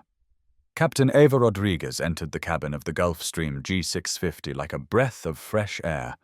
She moved with the confident efficiency of a pilot who had logged thousands of hours at the controls of aircraft, ranging from single-engine Cessnas to wide-body commercial jets. Her uniform was immaculate, her posture perfect, her dark eyes taking in every detail of the cabin with practiced assessment. Dr. Ashford, she said, approaching Vivian's seat with a professional smile. I'm Captain Ava Rodriguez. I'll be taking you to Teterboro this afternoon. Vivian looked up from her papers and felt something in her chest loosen. The contrast with Garrison was so stark, so immediate, that it was almost disorienting. Where Garrison had radiated suspicion and hostility, Rodriguez projected calm competence. Where Garrison had looked at her with judgment, Rodriguez looked at her with simple, uncomplicated respect. Captain Rodriguez, Vivian said, rising slightly to shake the pilot's hand. Thank you for stepping in on short notice. Happy to help.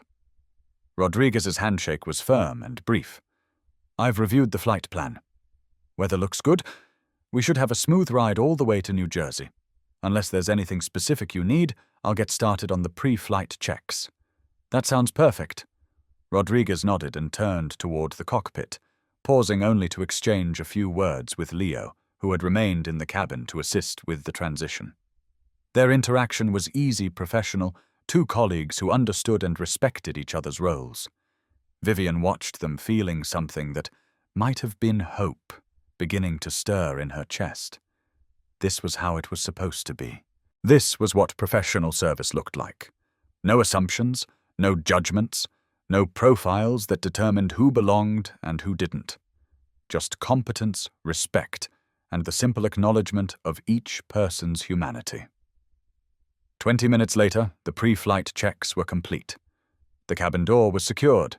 The engines began their soft building whine as the aircraft prepared to move.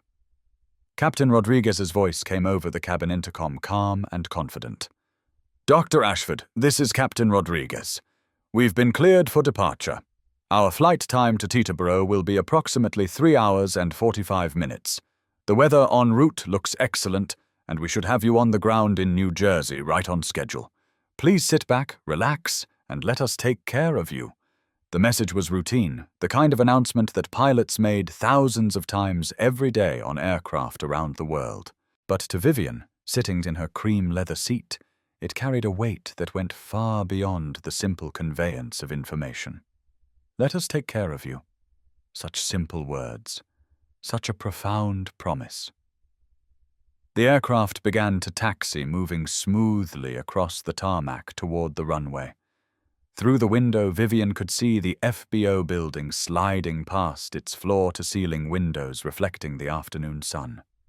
She wondered if Garrison was still in there, watching, waiting, contemplating the wreckage of his career. She felt no satisfaction at the thought, only a quiet, resigned sadness.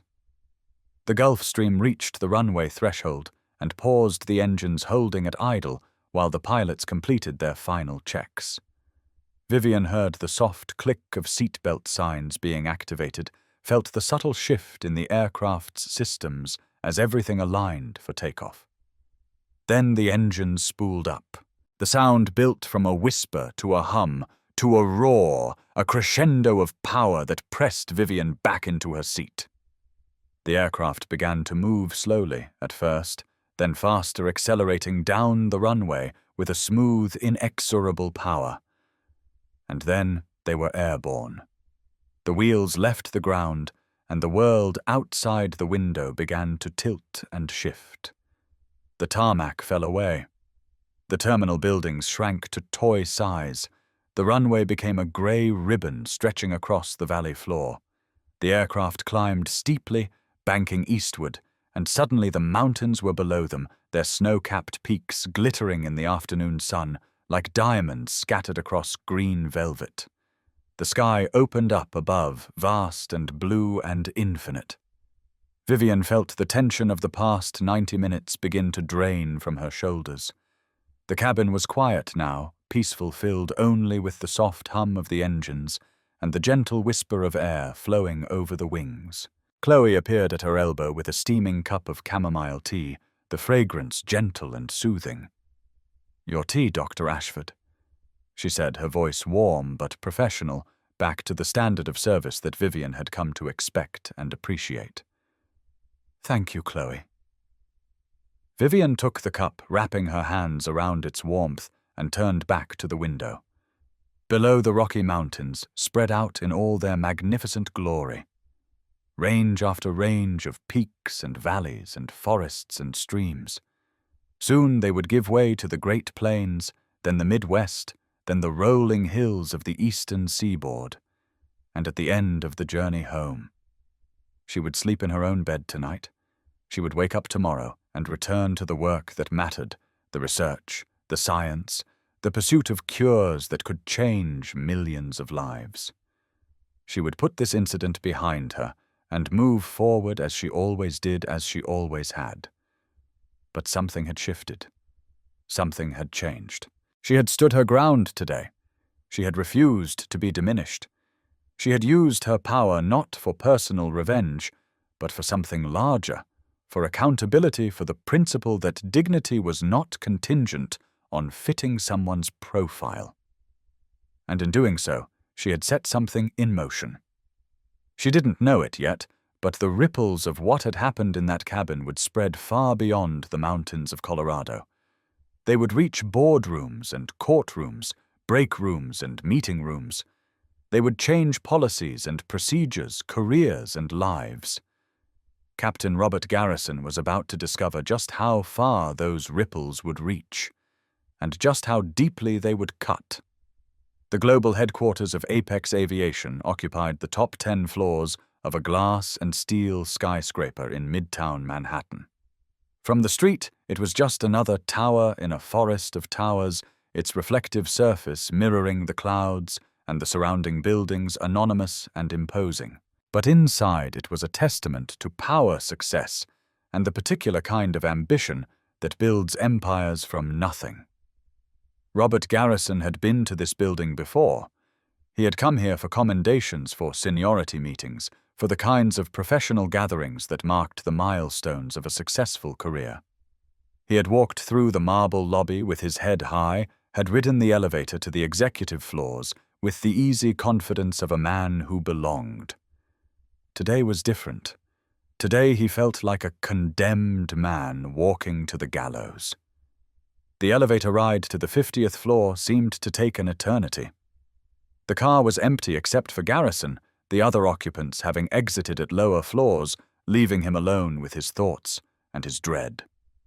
The soft classical music that played through the speakers felt mocking inappropriately serene for the circumstances. The doors opened onto an expanse of hushed elegance. Thick carpeting absorbed his footsteps. Original artwork lined the walls and halls. Floor-to-ceiling windows offered panoramic views of Central Park, a sweeping vista of green and gold in the early autumn light. A young woman at the reception desk looked up as he approached. Her expression was carefully neutral, but Garrison thought he detected something behind her eyes. Knowledge. Judgment. The awareness that the man standing before her was about to have a very bad day. "Captain Garrison," she said, "Mr. Morrison is expecting you. Please follow me." She led him down a corridor lined with more artwork, past conference rooms, with frosted glass walls past the offices of vice presidents and directors and other executives who ran the vast machinery of Apex Aviation. At the end of the corridor was a set of double doors, solid mahogany with brushed steel handles. The woman opened the doors and stepped aside. "Mr. Morrison, we'll see you now." Garrison walked through the doors into David Morrison's personal office. The room was vast and minimalist, designed to impress and intimidate in equal measure. A single massive oak desk dominated the space, positioned to give its occupant a commanding view of Central Park through the floor-to-ceiling windows behind it. The walls were lined with photographs, Morrison shaking hands with presidents and prime ministers standing next to aircraft that bore the Apex Aviation livery, accepting awards and accolades from industry associations. A single piece of paper lay on the desk. Even from across the room, Garrison could see the Apex Aviation letterhead at the top. David Morrison was standing by the window, his back to the door. He wasn't a large man, perhaps 5'10", with the lean build of someone who maintained his fitness through discipline rather than vanity. But he radiated an intensity that filled the room, that seemed to make the air itself thicker and harder to breathe. He didn't turn around when Garrison entered. He simply stood there, silhouetted against the bright light from the windows looking out at the park below. "Sit." The word was not a request. Garrison sat in one of the two leather chairs facing the desk. The chair was expensive, well-crafted, designed for comfort. But at that moment it felt like an electric chair. The silence stretched. Garrison could hear his own heartbeat, could feel the sweat beginning to dampen his collar. He wanted to speak, to say something, to fill the terrible void with words. But something told him to wait. Something told him that anything he said would only make things worse. Finally, after what felt like an eternity, David Morrison turned around. His face was calm, completely, utterly calm. The kind of calm that a surgeon might display before a difficult amputation. The kind of calm that came from having already made all the necessary decisions, from having already determined the outcome. It was far more terrifying than if he had been yelling. Robert Morrison began walking slowly toward the desk, but choosing to stand beside it rather than sit. The position allowed him to tower over Garrison, to look down at him like a judge addressing a defendant. 35 years of flight time. An impeccable safety record. Not a single incident, not a single accident, not a single mark against your name in more than 3 decades of flying. You were one of my best, Bob. One of my most trusted senior captains. I would have trusted you with my own family." He paused, letting the words sink in. "And in 5 minutes, you destroyed all of it." Garrison opened his mouth to speak, but Morrison continued without pause. "Do you have any idea, any concept of the damage you have caused? Not just to yourself, not just to your career, but to this company, to the reputation I have spent 20 years building." Mr. Morrison Garrison managed his voice hoarse.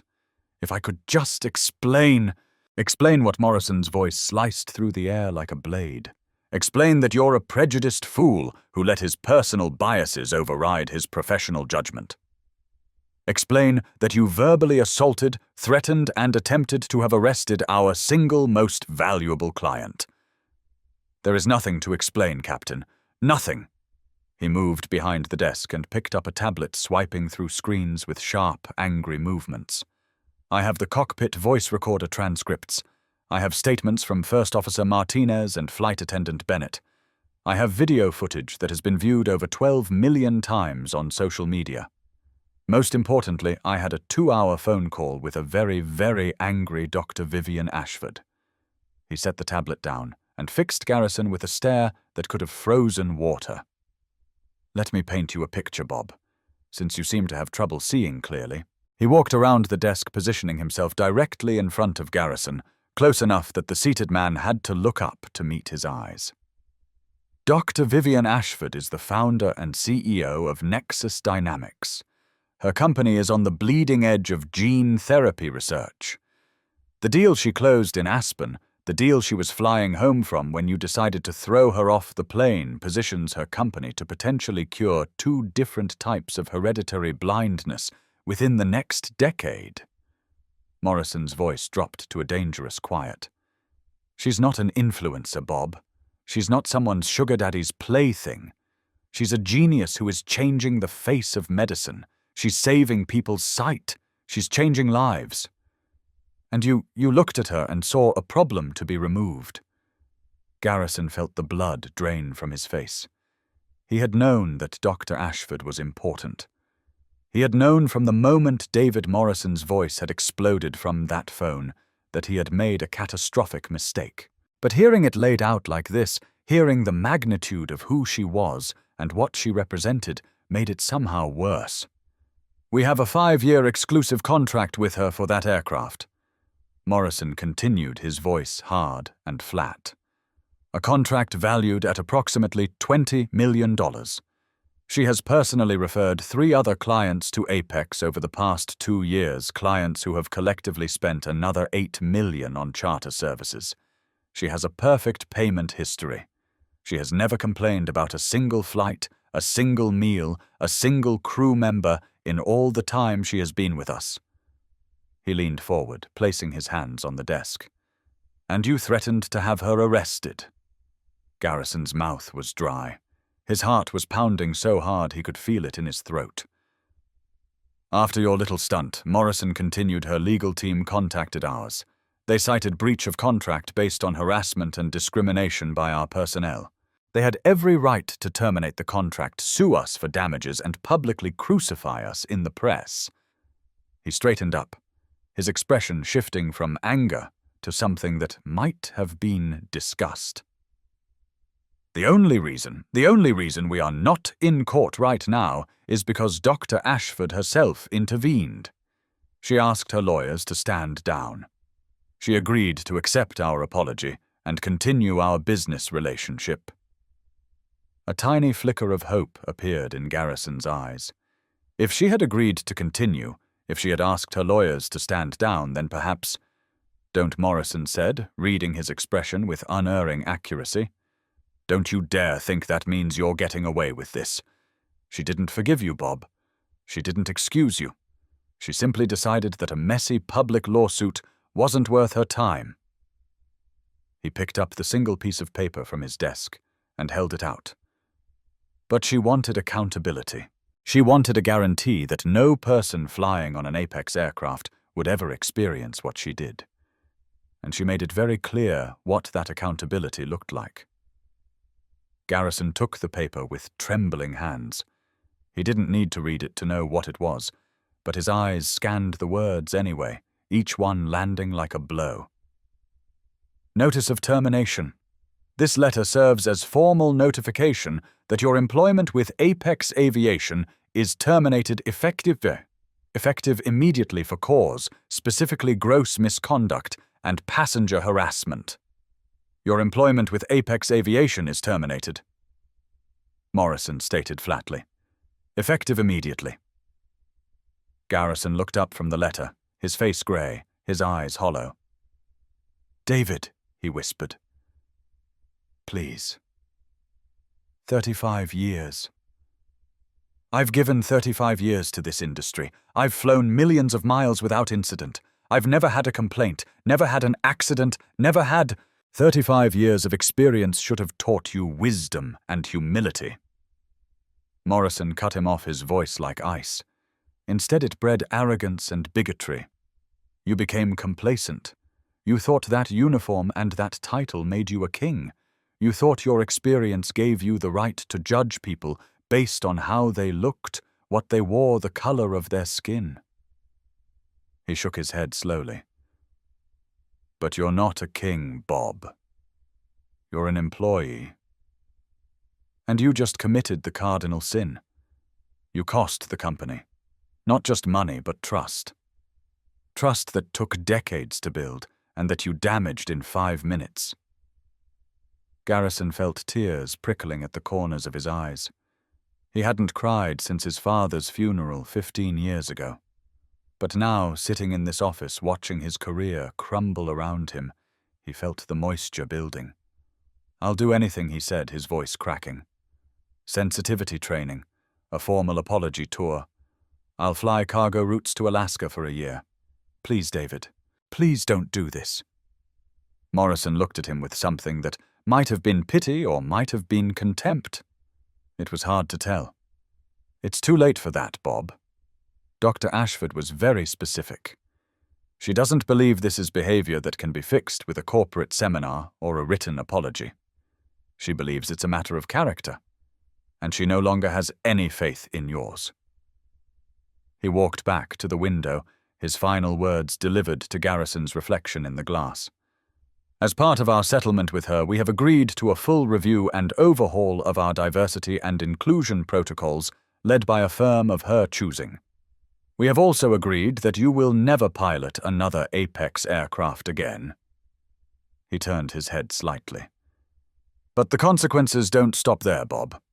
As required by FAA regulations and our own internal policies, a full report of this incident will be placed in your permanent file. When you apply for a job at NetJet's FlexJet or any other reputable operator, they will see it. They will see that you were terminated for cause, due to gross misconduct and passenger harassment. They will see that you are a liability." His voice hardened. "Your career flying for the elite is over. You did this to yourself." He pressed a button on his desk phone. "Security will see you out." Robert Garrison sat there for a long moment, the termination letter crumpling slightly in his grip. The life he had built, the career he had cultivated, the prestige and respect and 6-figure salary, all of it had been wiped away. Not by a catastrophic accident, not by a mechanical failure, not by any of the 1,000 dangers that pilots faced every day. By 5 minutes of prejudice. By a judgment he had made in the space of a heartbeat. By a single terrible mistake. 2 security officers appeared at the door, their expressions professionally blank. They waited in silence as Garrison slowly, painfully rose from his chair. He didn't look at Morrison. He didn't make any final plea or protest. He simply gathered what remained of his dignity and walked toward the door, the termination letter still clutched in his hand. As he passed through the doorway, Morrison spoke one last time. "Bob." Garrison paused but didn't turn around. "She gave you every chance to stop, every opportunity to reconsider. She told you calmly and clearly, that she was the passenger that the aircraft was chartered for her. And you didn't listen. You were so certain, so absolutely convinced that you knew better, that you couldn't hear what she was telling you. A pause. That's the part that I can't forgive. Not the prejudice as ugly as it was. The certainty, the absolute refusal to consider that you might be wrong. Garrison stood there for a moment longer. Then, without a word, he continued through the door and let the security officers escort him away. Behind him, the door closed with a soft, final click. The world of private aviation is surprisingly small. Pilots, flight attendants, ground crew dispatchers, they all know each other or know someone who knows someone. They work the same routes, frequent the same FBOs, share the same layover hotels. Gossip travels through the community like electricity, through copper wire, instantaneous and unstoppable. Within 48 hours of Garrison's termination, everyone knew. The story spread through WhatsApp groups and Facebook pages, through conversations at airport bars and pilot lounges, through the informal networks that connected aviation professionals around the world. It was told and retold, embellished and expanded until it became something approaching legend. Did you hear about Garrison? The guy who tried to throw a billionaire off her own jet? I heard she owns the company, like the whole company. No, she owns the lease. But same difference, right? The guy called her an influencer's sugar daddy. He actually said that. To her face on the record. The flight attendant heard everything. Man 35 years down the drain. Just like that. The story took on different meanings depending on who was telling it. For some, it was a cautionary tale about the dangers of letting bias cloud professional judgment. For others, it was a satisfying comeuppance proof that even the most arrogant old guard pilots weren't immune to consequences. For a few, it was a tragedy, the destruction of a distinguished career over what they saw as a single moment of poor judgment. But regardless of how it was interpreted, the story served one consistent purpose. It made Robert Garrison unemployable. His applications to other charter companies were met with swift, polite rejections. NetJets, the gold standard of fractional ownership programs, didn't even grant him an interview. FlexJet Wheels Up XO. Jet. Each one reviewed his application, noted the termination for cause in his record, and passed. The major commercial airlines weren't an option either. At 58, Garrison was too close to the mandatory retirement age of 65 to be worth the investment of training and certification. And besides, word had spread to those circles too. No one wanted to take a chance on a pilot whose name was synonymous with bias and unprofessionalism. 6 months after the incident in Aspen, Robert Garrison was a different man.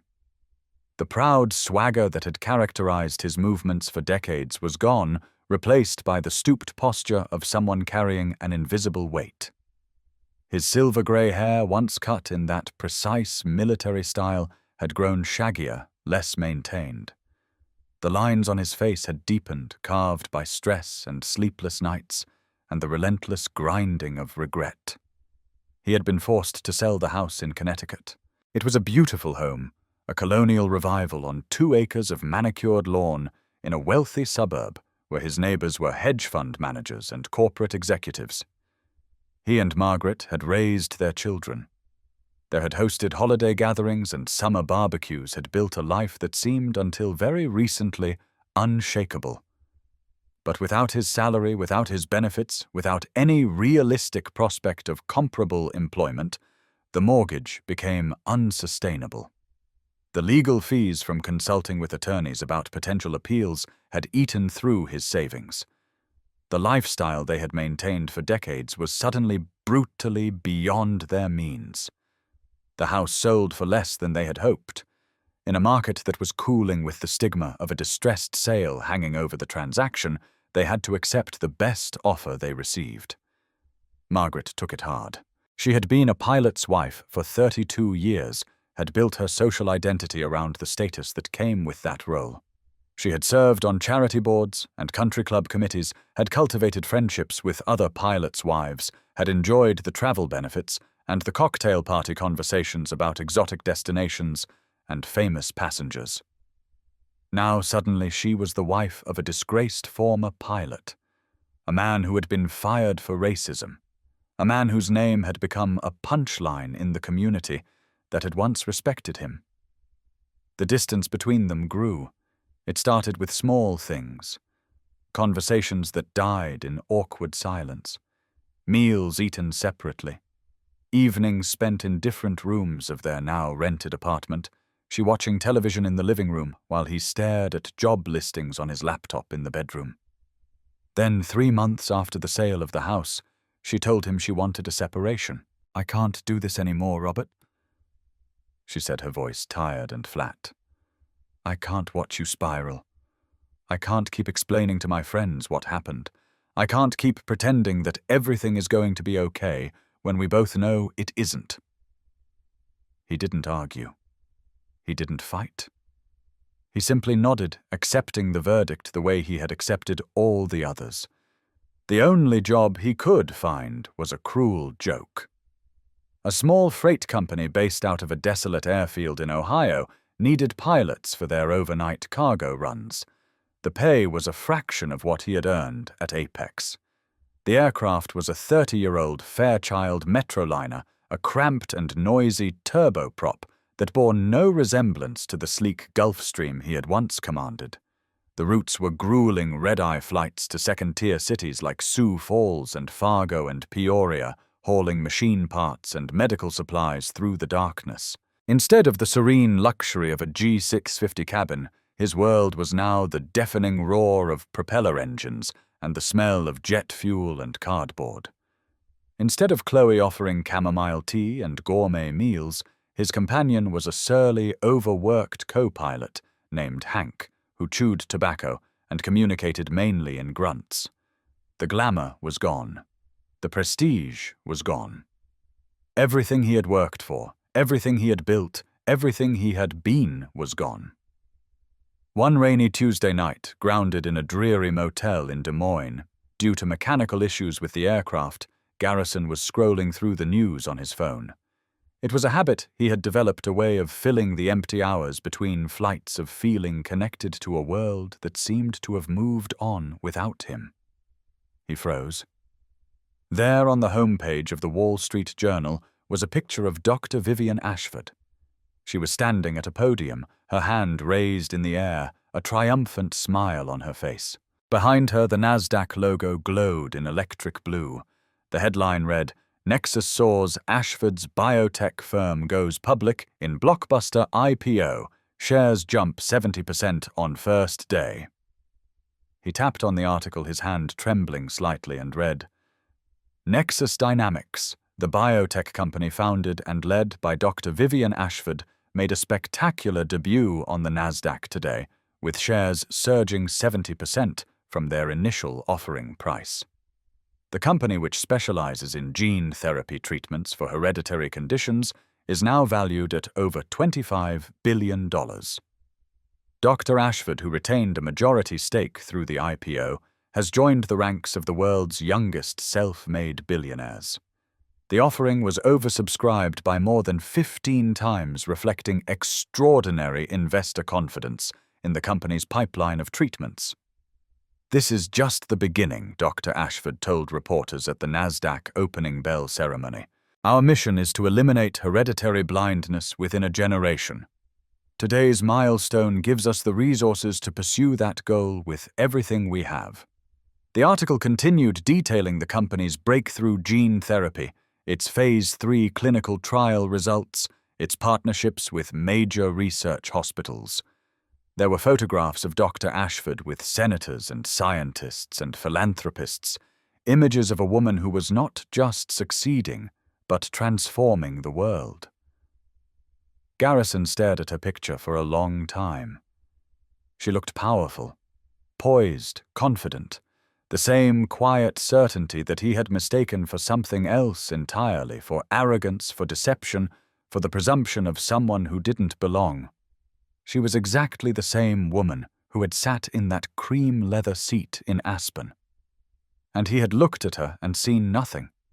He had looked at one of the most accomplished, most brilliant, most transformative people on the planet, and he had seen a problem to be removed, an inconvenience, an imposter. The magnitude of his mistake, which he had understood intellectually, suddenly hit him emotionally. It wasn't just that he had been wrong about her identity. He had been wrong about everything. Wrong about what wealth looked like. Wrong about what power looked like. Wrong about his ability to judge people based on appearance. The world had moved on. Dr. Vivian Ashford was being celebrated on the cover of magazines and the homepages of financial news sites. She was changing medicine, saving lives, building a legacy that would outlast them both. And he was in a motel in Des Moines, Iowa, staring at water stains on the ceiling, waiting for the mechanics to fix a 30-year-old cargo plane. The karma wasn't just that he had lost his job. It wasn't just the house, the wife, the career, the status. It was something deeper, something more insidious. It was the knowledge. The inescapable, ever-present knowledge of who she was and what he had done. Of the opportunity he had squandered, the person he had dismissed, the future he had forfeited through nothing more than his own ugly assumptions. He tossed the phone onto the lumpy motel bedspread and stared up at the water-stained ceiling. The roar in his ears wasn't from the turboprop engines this time. It was the sound of his own monumental failure echoing through the empty chambers of his life. He had built his identity on being a man who could see everything from 45,000 feet. A pilot's vision trained to scan horizons and read instruments and navigate through clouds and darkness. But on the ground, when it mattered most, he had been completely, utterly blind. The conference room at Apex Aviation Headquarters was filled with sunlight. Floor-to-ceiling windows offered a panoramic view of Central Park, the trees now dressed in the vibrant greens of late spring. Around the polished mahogany table sat a collection of executives, lawyers, and diversity consultants, all focused on the woman at the head of the table. Dr. Vivian Ashford had not come to celebrate. She had come to build. The Ashford Initiative, David Morrison said, standing at the front of the room with a presentation displayed on the screen behind him. Named with Dr. Ashford's permission after the incident that made its necessity undeniable. He clicked to the next slide, which displayed a comprehensive overview of the program's components. This is more than a diversity training program. It's a fundamental restructuring of how we approach passenger relations and crew conduct across every aircraft in our fleet. Vivian listened as Morrison outlined the details. Mandatory bias training for all crew members conducted quarterly rather than annually. Anonymous passenger feedback systems that would flag potential issues before they escalated. A passenger dignity fund to support travelers who experienced discrimination.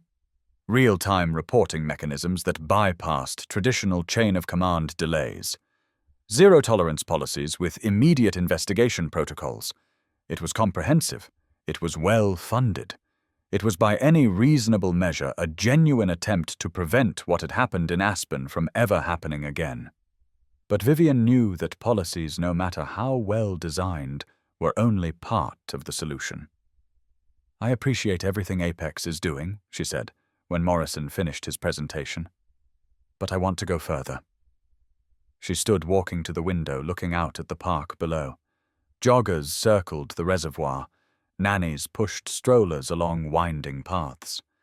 The world continued its business, oblivious to the conversations happening in boardrooms 50 stories above.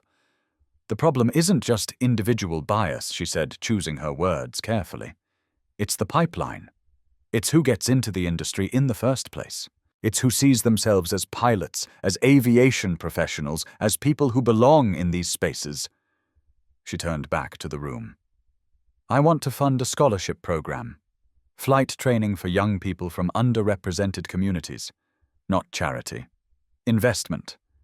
Building a future where the next generation of pilots looks different from the current one." The room was silent for a moment. Then Morrison nodded slowly. "Tell us more." Over the next hour, Vivian outlined her vision. The Wings of Change Scholarship would provide full funding for flight training from private pilot certification all the way through commercial ratings. Recipients would be selected based on merit and potential, with a focus on candidates who had overcome significant obstacles to pursue their dreams. The program would start small, perhaps 20 students in the first year. But it would grow. It would expand. It would become a model that other companies, other industries could adapt and replicate. If Captain Garrison couldn't see past his assumptions, Vivian said, then we need to build an industry where those assumptions don't exist. Where a young black woman sitting in the owner's seat isn't unusual. Where diversity isn't an exception, it's the norm. 6 months later, the results were already visible.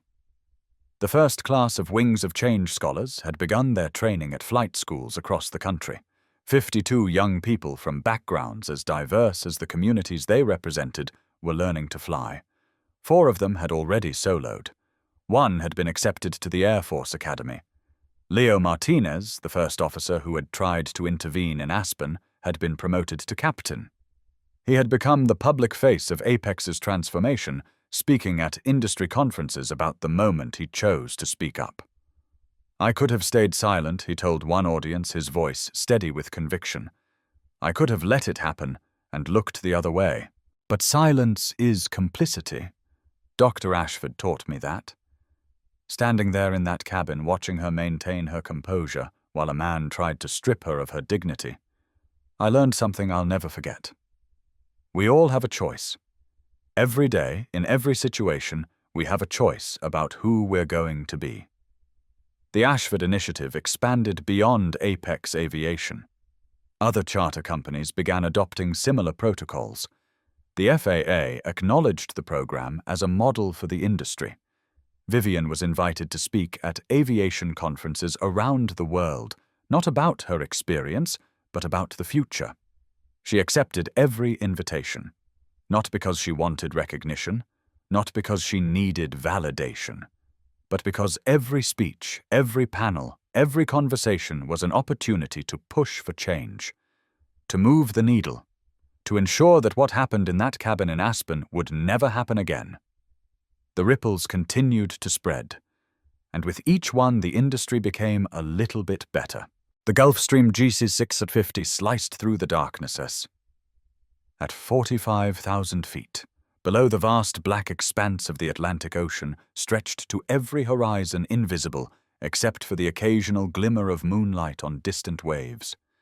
Above the stars blazed with a brilliance impossible to see from the light-polluted ground, a river of diamonds scattered across black velvet. Inside the cabin, the atmosphere was one of quiet productivity. Dr. Vivian Ashford sat in her customary seat, the same cream leather chair where she had sat on that afternoon in Aspen 1 year ago. A tablet on her lap displayed the final draft of her keynote address for the World Health Innovators Summit in Geneva. The speech was about the ethical imperatives of gene editing technology, a topic that wrestled with nothing less than the future of humanity. Across the polished mahogany table, Samuel Reed was reviewing quarterly projections on his own tablet. At 68, with kind eyes and silver hair that gave him an air of distinguished wisdom, Samuel had been Vivian's mentor since her postdoctoral days. He understood both the science and the soul of the company she had built. The flight crew was a study in unobtrusive professionalism. Captain Eva Rodriguez, whose calm competence had been a welcome balm after that day in Aspen, was at the controls. The flight attendant, a polished and intuitive man named Ben, had anticipated every need without being asked, then retreated to the galley to give them privacy. This was how it was supposed to be. This was what professional service looked like. Samuel set his tablet down and looked at Vivian, who had paused her work to gaze out the window. Her reflection stared back, a faint silhouette, against the deep star-dusted indigo of the night sky. "A penny for your thoughts," Samuel said gently. "You've been staring at the void for 10 minutes. That's usually a sign you've either solved cold fusion or you're troubled. Vivian turned a slow, thoughtful smile, touching her lips. Neither, thankfully. I was just thinking about this plane, about how different the air feels in here now. It's strange, isn't it? How a space can hold the memory of a conflict. Samuel nodded with understanding. The unpleasantness in Aspen. You could call it that. Vivian picked up her water glass, swirling the contents absently. I received an email from David Morrison this morning. It was the 1-year follow-up on the new protocols they implemented across the Apex fleet. He said the internal metrics on personnel conduct and client satisfaction have improved dramatically. He should be grateful, Samuel observed. You saved his company from a reputational disaster and gave him the blueprint to fix it. That's more than most clients would have done. Vivian set the glass down and met Samuel's gaze. He mentioned Robert Garrison at the end of the email. He felt I had a right to know what became of him. Samuel leaned forward, his curiosity evident. It's not a happy story, Vivian said, her voice devoid of any triumph. He's flying an old cargo plane out of Ohio now, night routes to second-tier cities. According to David, the man lost everything of consequence. His career in private aviation was obliterated as we expected. The financial strain led to him losing his house. His wife, unable to cope with the fall from their social standing, left him a few months ago. She paused, gathering her thoughts. David's last line was, "He is by all accounts a broken man." Samuel considered her words carefully. "And how do you feel about that?" Vivian looked out the window again at the stars, at the darkness, at the vast distance between where she sat and the ground below. "The thing is, Samuel, I feel absolutely no joy in hearing it. No sense of victory, no vindictive pleasure." She turned back to face him. Just a profound and quiet sadness for the sheer, pointless waste of it all. Samuel studied her expression. "You're sad for him?" "No," Vivian corrected, shaking her head. "Not for him. For the situation. For the fact that a man could reach his late 50s with all the experience of a life lived and still possess a worldview so cramped and poisoned by prejudice." Her voice softened. "He didn't just fail to see me, Samuel. He failed to see the world as it actually is. He built his own prison of bigotry brick by brick over decades. He was convinced it was a fortress protecting him from threats. But it was just a cage of his own making." She took a breath. "All I did was show him it had no door. He was already trapped inside. He had been trapped for years." The cabin was quiet for a moment. The only sound was the soft hum of the engines, the gentle whisper of air flowing over the wings. "I never wanted to ruin his life," Vivian continued. "My goal wasn't his destruction. But I've replayed that day 1,000 times, and I would do the exact same thing again, every single time." She looked at Samuel directly. "Does that make me ruthless?" Samuel shook his head slowly. "No, Vivian. That makes you a leader." He leaned forward, his voice firm and reassuring. "What you did wasn't personal. It was principled. There's a world of difference. Men like Garrison, the old guard, the gatekeepers, they operate on a currency of intimidation and exclusion. They expect to be deferred to. They expect their assumptions to go unchallenged. For years, people did exactly that. They swallowed the insult, apologized for the inconvenience of their own existence, and quietly deplaned." He gestured around the luxurious cabin. "But you held a different currency. Power backed by principle. You forced a reckoning he had avoided his entire life."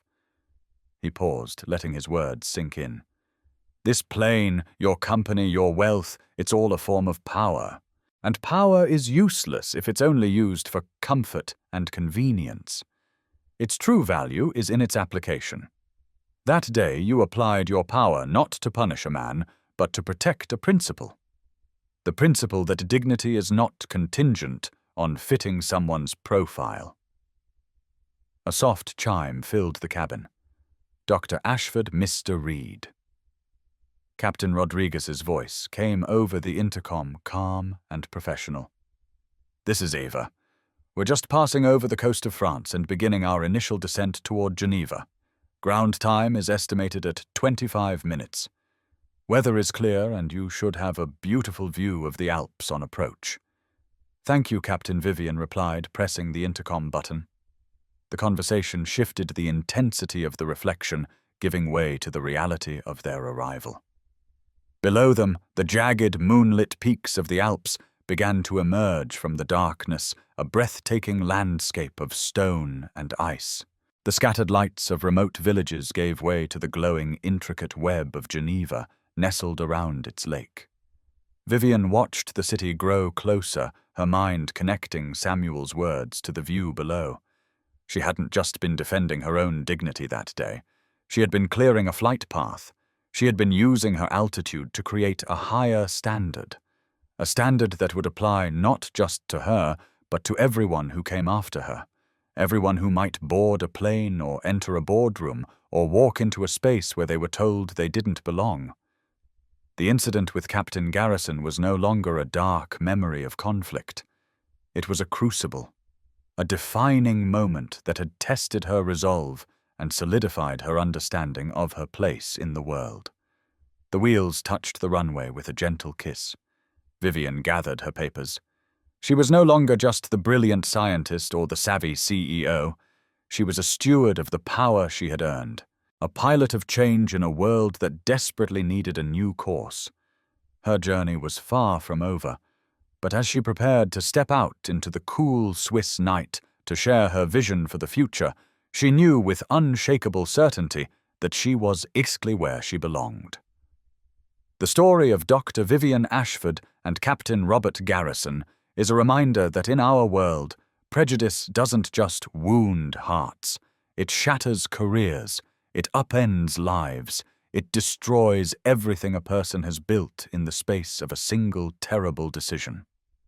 Captain Garrison looked at a brilliant scientist, a transformative leader, a woman who was literally working to cure blindness, and he saw nothing. He saw athletic leggings instead of achievement. He saw a cashmere hoodie instead of a Harvard degree.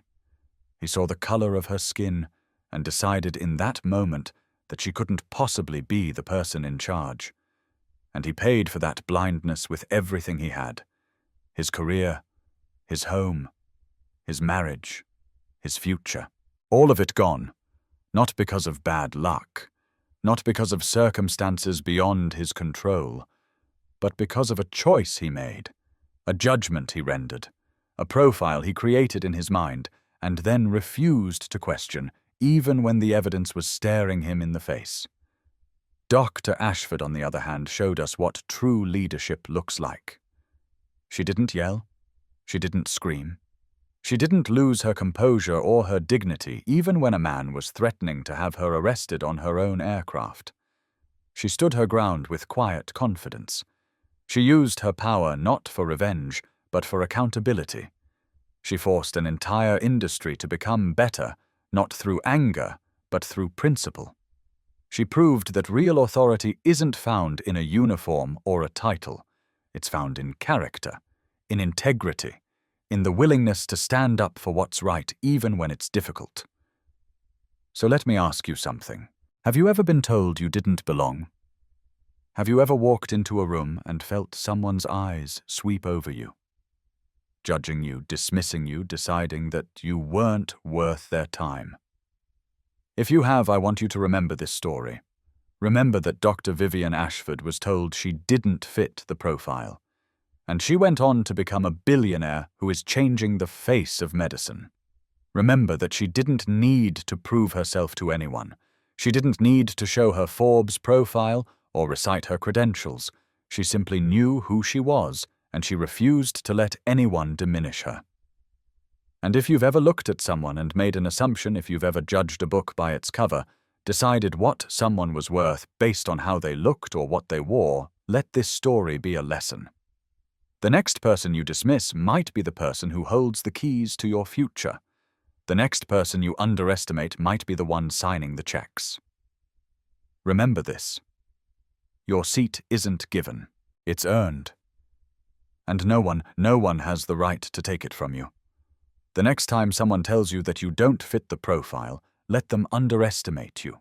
Let them make their assumptions. Let them think they know exactly who you are and what you're capable of.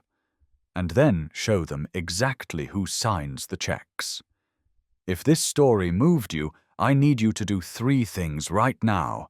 First, hit that like button. Let us know this story resonated with you. Every like helps more people discover these powerful messages of justice and accountability. Second, subscribe to this channel and turn on the notification bell. We bring you stories like this every week.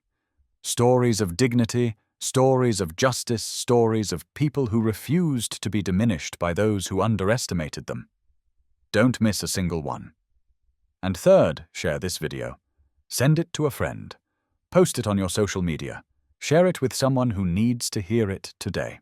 Because you never know who might be going through something similar, who might need this reminder that they belong exactly where they are. Drop a comment below and tell us your story. Have you ever been underestimated? Have you ever been judged before you opened your mouth? We want to hear from you. This community is built on your voices, your experiences, your truth. Until next time, stay kind, stay just, and never ever underestimate the power of standing your ground with grace. Thank you for watching.